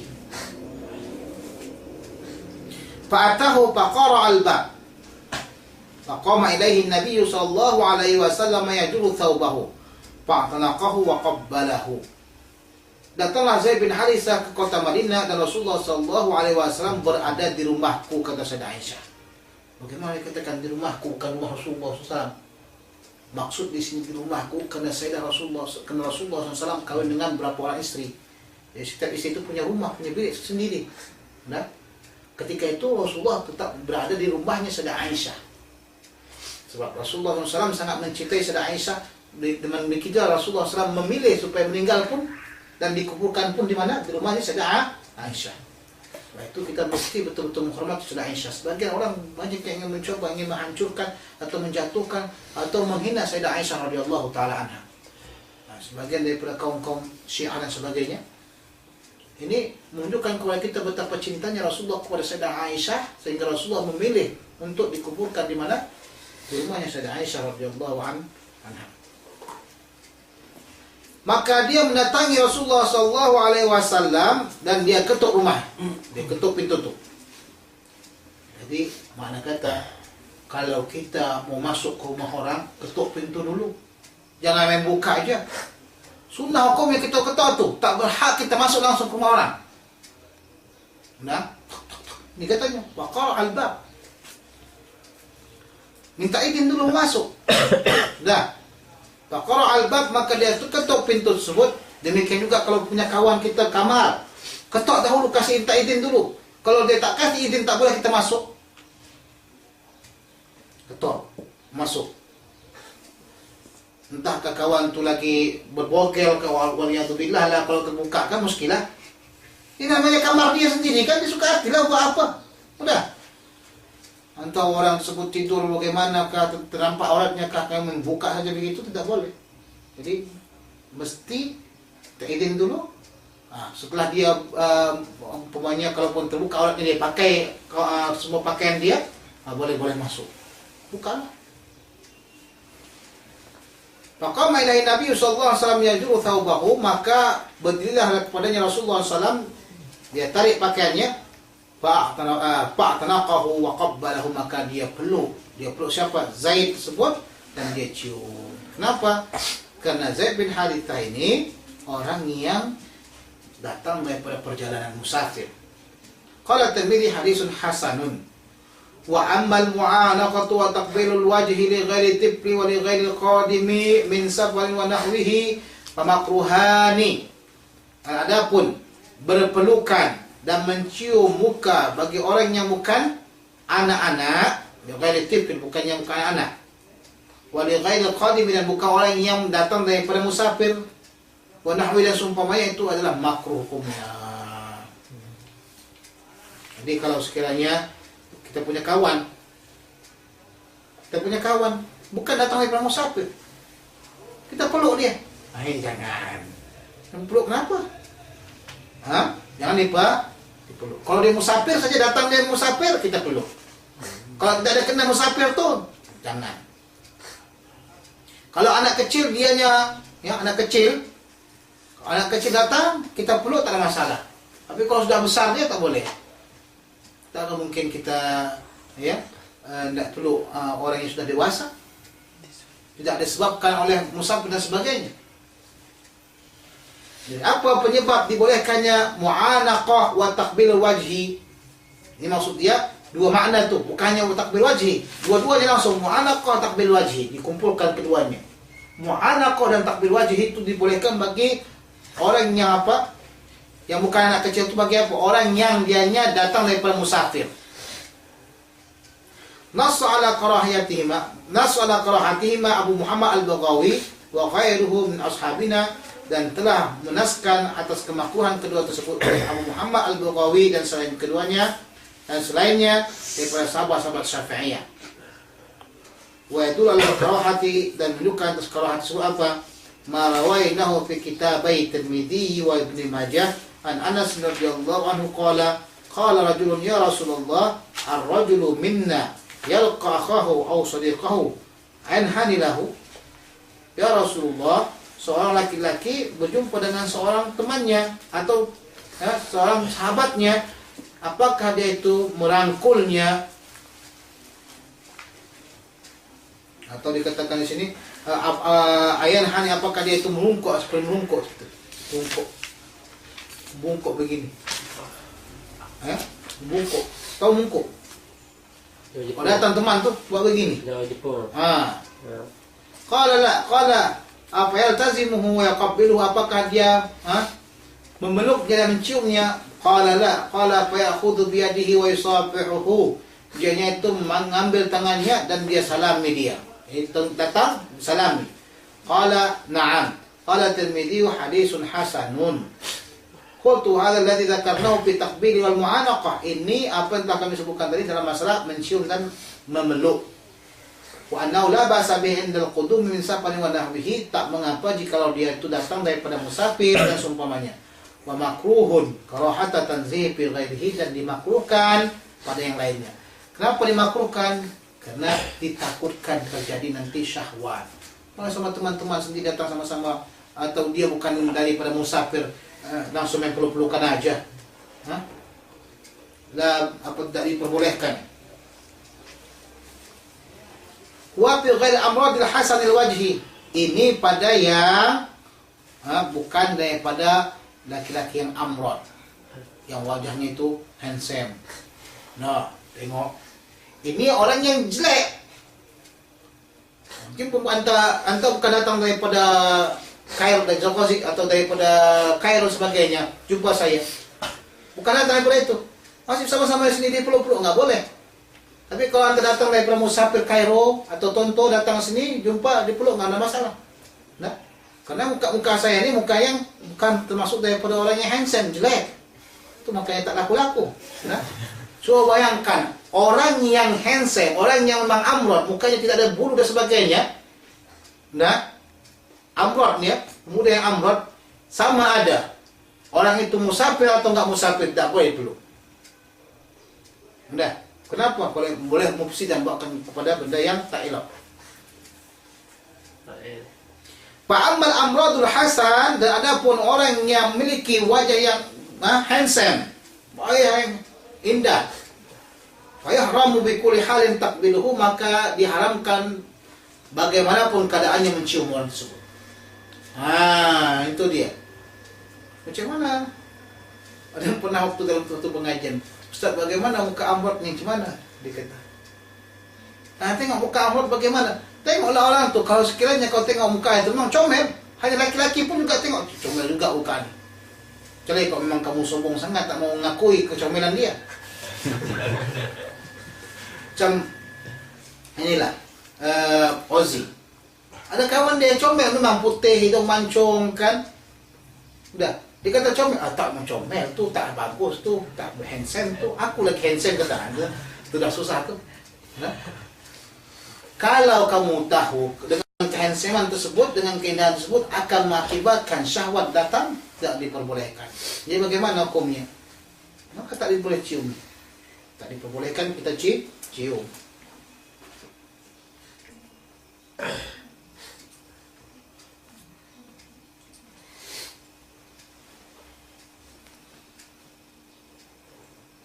Sawa'un qadima min safarin amla, sama ada dia itu datang daripada musafir atau tidak. Dia datang salam-salam, duduk suruh. Nah, wal-zahir, dan zahirnya anna mu'alaqatahu katakbilihi, bahwasanya memeluknya itu seperti menciumnya. Maksudnya apa? Memeluk orang itu seperti menciumnya. Kalau menciumnya tidak diperbolehkan, memeluknya juga tidak diperbolehkan. Yang mencium aja pun nggak boleh, apalagi memeluknya, berbahaya lagi nanti. datang tegangan tinggi, listrik naik. Au qaribatu min taqbihi, atau dekat dengan menciumnya. Wala farqa fi hadha baina ay yakuna al-muqabbilu wal muqabbalu rajulaini salihaini aw fasiqaini. Tidak ada perbedaan di sini di antara orang yang mencium dan yang dicium itu dua orang laki-laki yang soleh atau dua orang laki-laki yang fasik. Sama salah satu di antaranya fasik ke soleh ke bagaimana, tidak ada perbedaan. Au ahaduma solihan, atau salah satu di antara keduanya itu soleh, yang satu itu soleh, yang satu lagi toleh. Yang si soleh ini orangnya handsome, atau yang si soleh ini orangnya enggak handsome. Yang si toleh ini yang handsome, yang bagus muka dia. Kalau kamu tengok ngilil kamu umpamanya. Fal jami'u sawa, dan pada sekalanya itu sama. Ada perempuan, ada laki-laki mukanya seperti perempuan. Kalau kita tengok-tengok perempuan, kalau ditaruhkan tudung tu yang perempuan. Ini bahaya, jangan dipeluk-peluk. Dia tengok perempuan pakai tudung, jadi perempuan dia. Tambah lagi dibawakan make up. Oh, Masya Allah. Ini tak boleh dipeluk-peluk, tak boleh diapakan. Wal madhabu sahih indana tahrimu nazar ila al-amrar al-hasan, dan madhab yang sahih dalam madhab Syafi'i tidak boleh kita memandang kepada laki-laki amrad yang bagus muka-mukanya. Kalau kana bi ghairi syahwatin. Jadi orang kata apakah yang amrad hasan ini adalah fondant? Enggak juga, yang penting mukanya handsome. Ada orang yang enggak fondant tapi dia handsome, bagus mukanya, putih, orang hidung mancung, itu juga akan mengakibatkan syahwat. Tak boleh.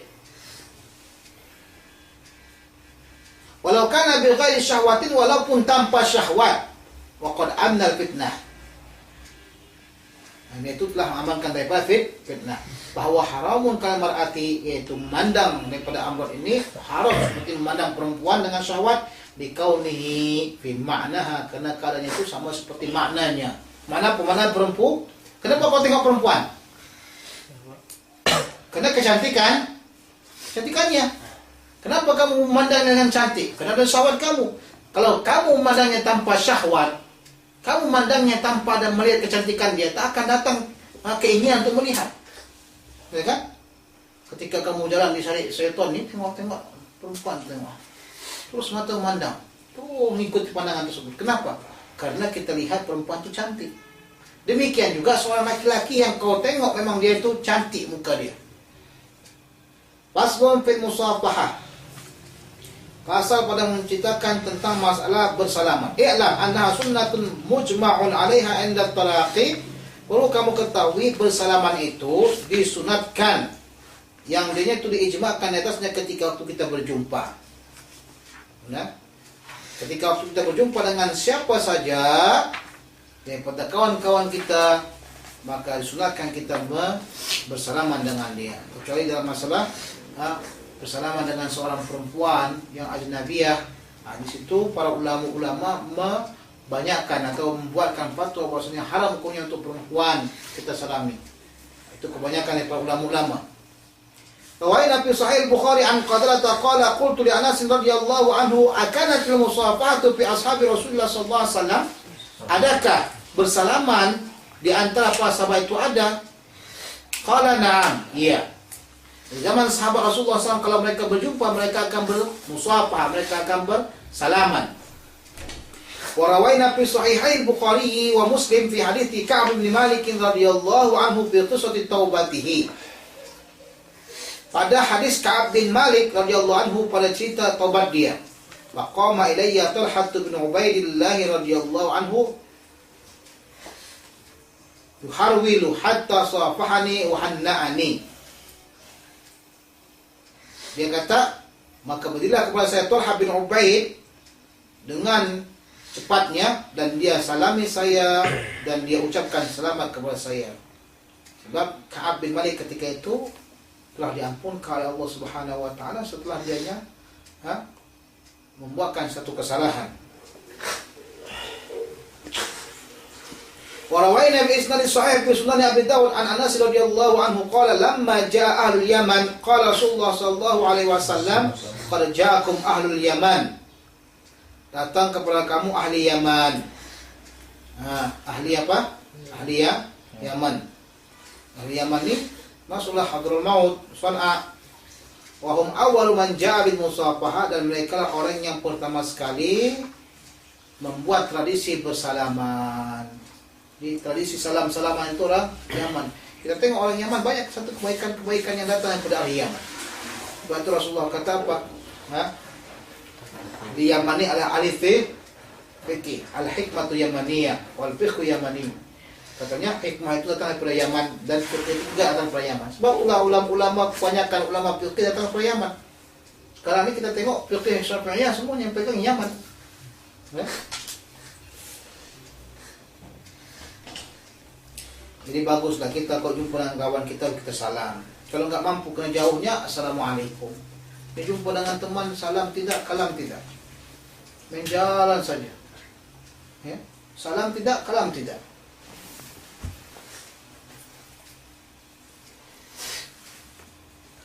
Rawaina fi Sunan Abi Dawud wa Tirmidzi wa Ibnu Majah 'anil Barra' radhiyallahu anhu qala qala Rasulullah sallallahu alaihi wasallam ma min muslimaini yaltaqiyani fa yatasafahani illa ghufira lahum ma qabla an yatafarraqa. Tidak ada dua orang di antara orang yang mukmin atau orang yang muslim berjumpa keduanya kemudian mereka berdua bersalaman, kecuali Allah Subhanahu wa taala akan mengampuni bagi keduanya itu sebelum mereka berpisah. Jadi kedua orang yang bersalaman daripada orang muslim tersebut akan Allah ampunkan dosa mereka, akan Allah ampunkan segala dosa mereka itu tadi sebelum mereka berpisah. Wa rawaina fi kitabai Tirmidzi wa Ibnu Majah 'an Anas radhiyallahu anhu qala qala rajulun ya Rasulullah ar-rajulu minna yalqa akhahu aw sadiqahu ayanhani lahu?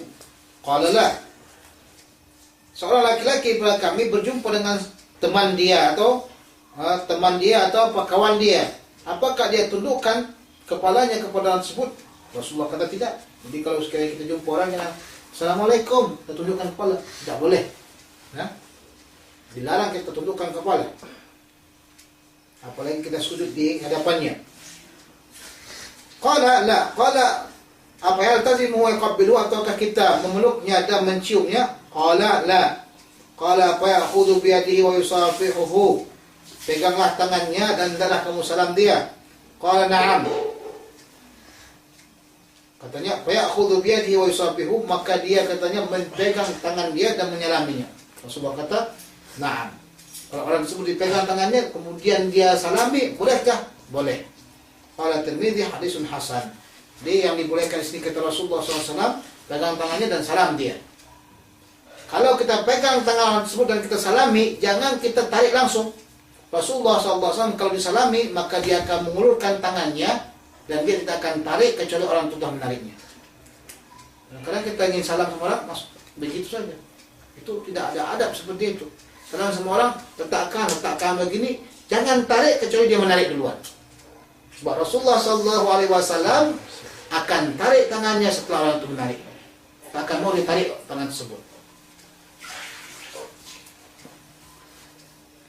Wabil babi ahaditsun katsira, dan bab ini pada bab apa? Bab masalah bersalaman dengan sahabat kita banyak sekali.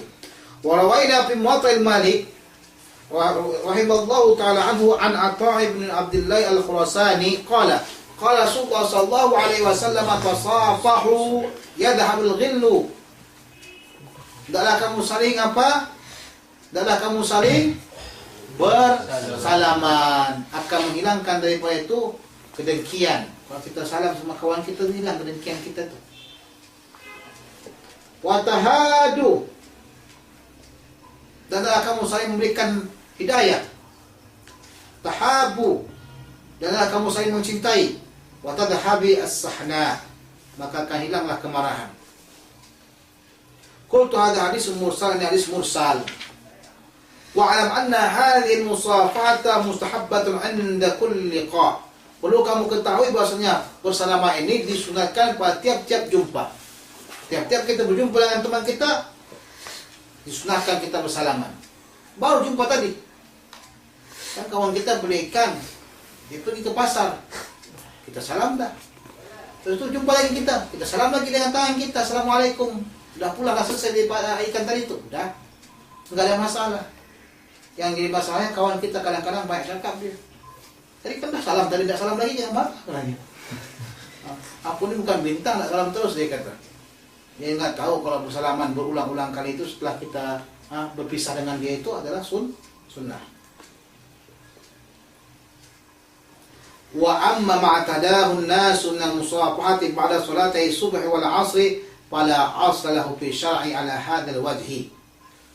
Maka adapun apa yang diselingkah atau dibiasakan oleh manusia bersalam-salaman setelah salat subuh dan asar, Assalamualaikum warahmatullah, Assalamualaikum warahmatullah, salam, dia kata. Yang kanan kiri salam-salam. Wala aslahu min asy-syar'i, maka tidak ada asalnya, tidak ada hadis yang menceritakan tentang sunnahnya demikian. Walakin la ba'sa bihi, akan tetapi tak mengapa dengannya.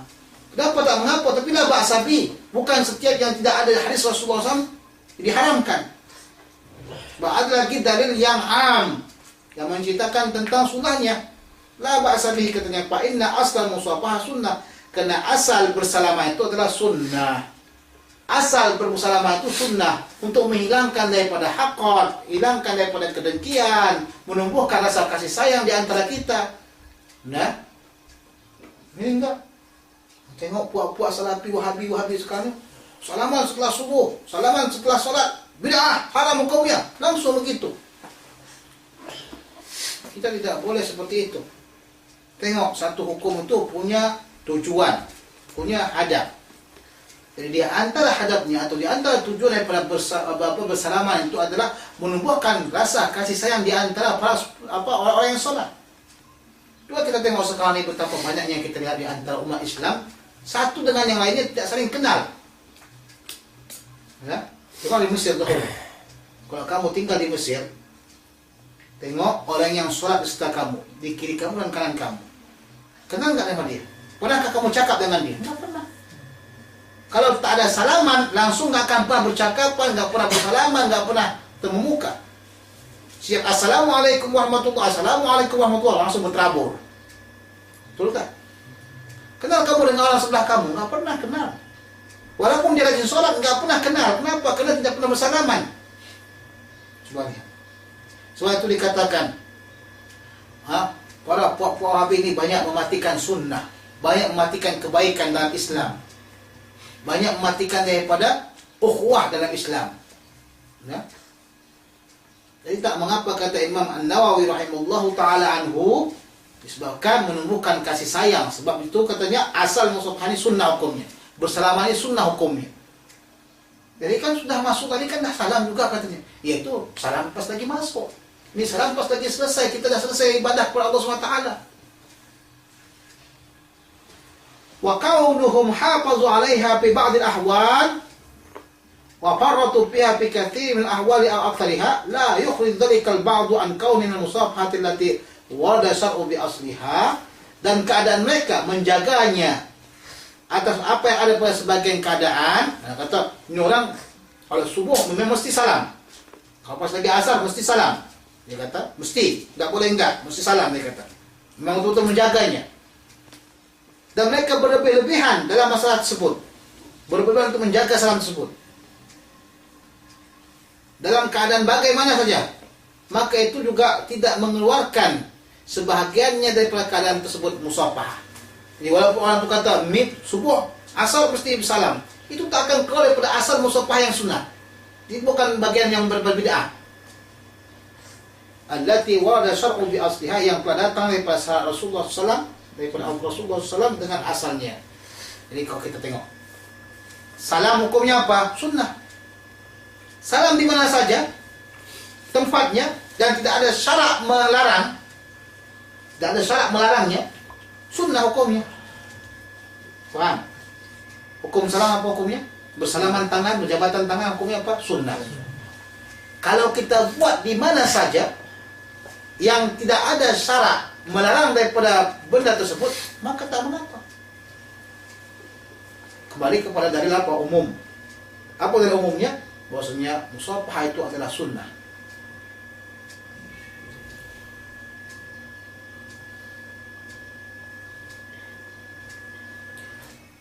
Waqad dzakara Syekhul Imam Abu Muhammad bin Abdus Salam.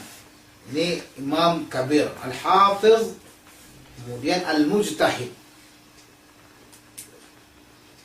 Fi Kitabil Qawaid, pada kitabnya Qawaid Izzuddin Ibnu Abdus Salam nih. Masya Allah. Salah seorang daripada sahabat Imam Asy-Syadzili rahimahullah ta'ala anhu dan muridnya.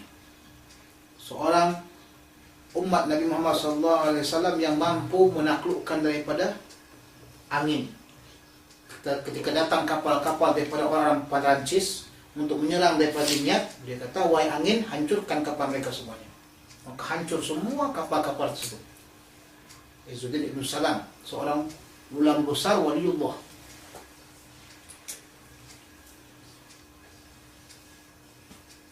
Dalam kitabnya Qawaid dia kata apa? Annal bid'ah ala khamsati aqsamin. Bahwasanya bid'ah itu adalah terbagi atas 3 bahagian. Ini hukum. Jadi kata bid'ah itu bukan hukum. Bid'ah bukan hukum. Hukum yaitu haram, makruh, mustahabun, mubah. Jadi bid'ah kalau kita kategorikan dengan hukum, maka ada bid'ah yang haram, ada bid'ah yang makruh, ada bid'ah yang mubah, ada bid'ah yang mustahabun. Katanya wajibatun wa muharramatun wa makruhatun wa mustahabbatun wa mubahatun. Ada 5 perkara. Mana yang wajib? Mana yang wajib? Contoh daripada musabah yang wajib, ya, bid'ah yang wajib. Contohnya membuat Al-Quran, menuliskan kembali kepada Al-Quran, itu hukumnya wajib. Membuat menjaga daripada Al-Quranul Karim, nuskah itu supaya jangan hilang, itu kan hukumnya wajib. Jangan sempat lari daripada umat Islam.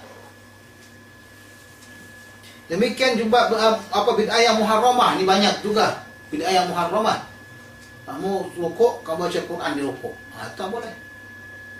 Sebab pula tempatnya mesti Al-Quran tersebut pada waktu berdiri.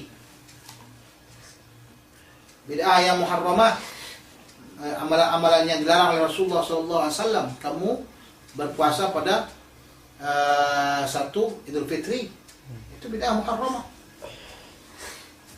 Wa makruha, ada bid'ah makruh, ada bid'ah mustahabbah. Seperti Maulid Nabi itu bid'ah mustahabbah. Kenapa? Karena Rasulullah SAW juga mengadakan maulid. Bila itu? Hari Senin. Rasulullah mengadakan maulid. Kenapa? Ditanya, ya Rasulullah, kenapa kau puasa pada Senin? Karena itu adalah hari lahirku. Dia kata, ini adalah dalil umum.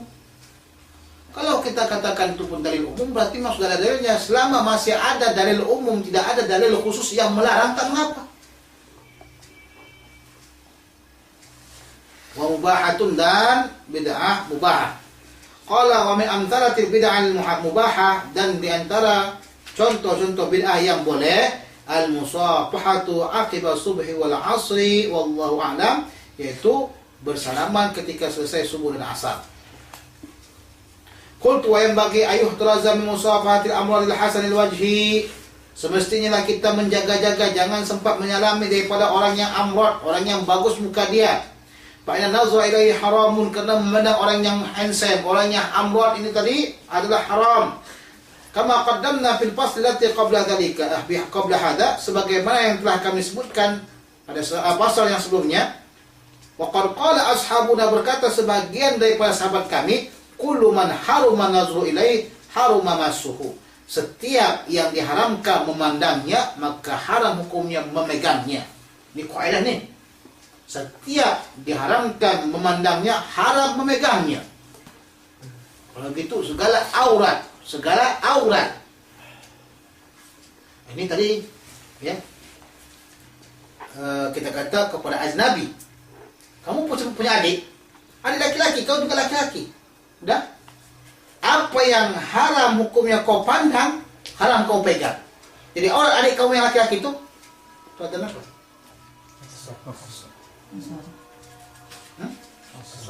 Asal.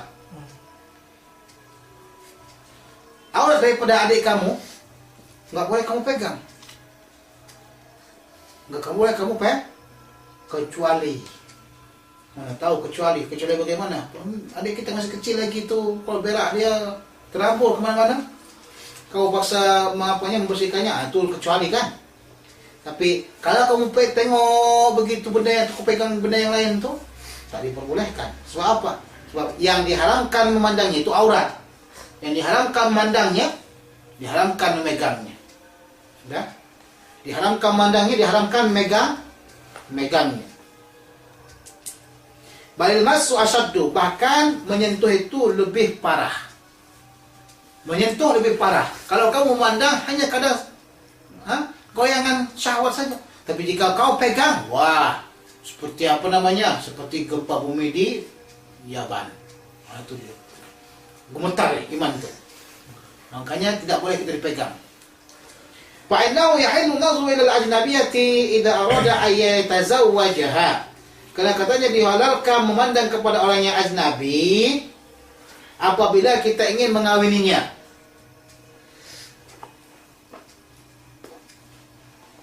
Jadi kita boleh memandang kepada ajnabi muka dan telapak tangan apabila kita ingin mengawininya. Wa fi halil bai'i wasyara'i wal akhdhi wal 'ata'i wa nahwi dzalika, dan ketika waktu kita berjual beli dan mengambil dan memberikan sesuatu boleh. Wala yajuzu masuha fi syai'in min dzalika, tapi tak boleh kita sentuh pada demikian tu. Tengok. Nah. Jadi nak kahwin ni, pindah anak dulu. Pindah anak, tengok dulu muka. Ada yang pakai niqab ni, pakai niqab, buka niqab. Telapak tangan. Tengok telapak tangan sama muka. Hanya boleh tengok muka dan telapak tangan saja, jangan lebih-lebih. Ustaz, maaflah, saya ni pakai mazhab Zahiriyah ni. Saya tengok muka semuanya ni. Tak boleh, haram hukumnya. Itu mazhab Syar. Mana benda yang tak boleh digunakan. Okey. Dah kita tengok muka dan telapak tangan, jangan lebih-lebih lagi.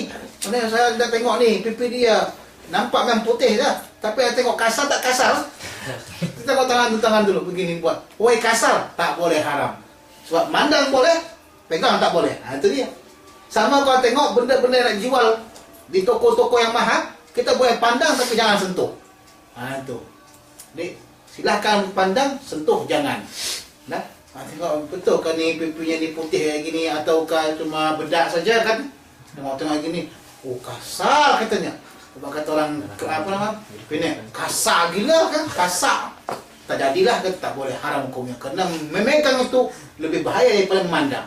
Kalau memandang silakan, pegang tak boleh. Wah, tengok tangan, katanya tengok. Yang sentuhkan. Halus tak halus? Seorang lelaki kan kadang nak tengok tangan isterinya itu halus tak? Kalau tengok tangan isterinya lebih kasar daripada dia, tak maulah. Ini pembantu besar ni, dia kata. Tak boleh. Jangan kita pegang tangan tersebut. Haram hukumnya. Apalagi yang zaman sekarang terjadi bukan hanya itu. Setelah dia mengadakan pinangan selesai, udah boleh pergi ke mana-mana. Ke sini, ke sana, ke hotel, pergi ke tempat pemandian, pergi. Halal lah katanya. Tidak dihalalkan, tak dibolehkan. Makna khitbah, mana pinangan itu berarti maknanya adalah tidak ada lagi orang yang boleh mengambilnya. Tak boleh lagi orang yang mengambilnya. Selama khitbah itu masih tetap ada, maka tak boleh orang dah ambil dia. Itu dah milik kamu, kian. Tapi tak boleh kamu bersama dia tanpa ada apa? Mahram. Jangan bersendiri-sendirian. Itu belum lagi halal tu. Jangan kau cium. Memang orang buatkan khitbah tu, buatkan cincin. Tak mesti khitbah itu kayak cincin. Berarti kamu dah pegang dia kan? Pegang perempuan apa hukum itu? Padahal tadi haram. Kalau kamu mau masukkan cincin tu biasanya pakai apa? Tangan kamu kan? Ini namanya adat orang barat. Ada apa? Orang barat. Jadi dikasihkan cincin ke tangan, dipegang tangannya itu nanti. Tengok tadi sini betul katanya. Orang yang mau orang yang mau berkhidbah kepada perempuan yang lain itu boleh memandang, tak boleh memegang. Kalau kamu letakkan cincin berarti memegang, bukan hanya sekadar memandang. Tidak diperbolehkan. Ini adat banyak kita tengok sekarang ni.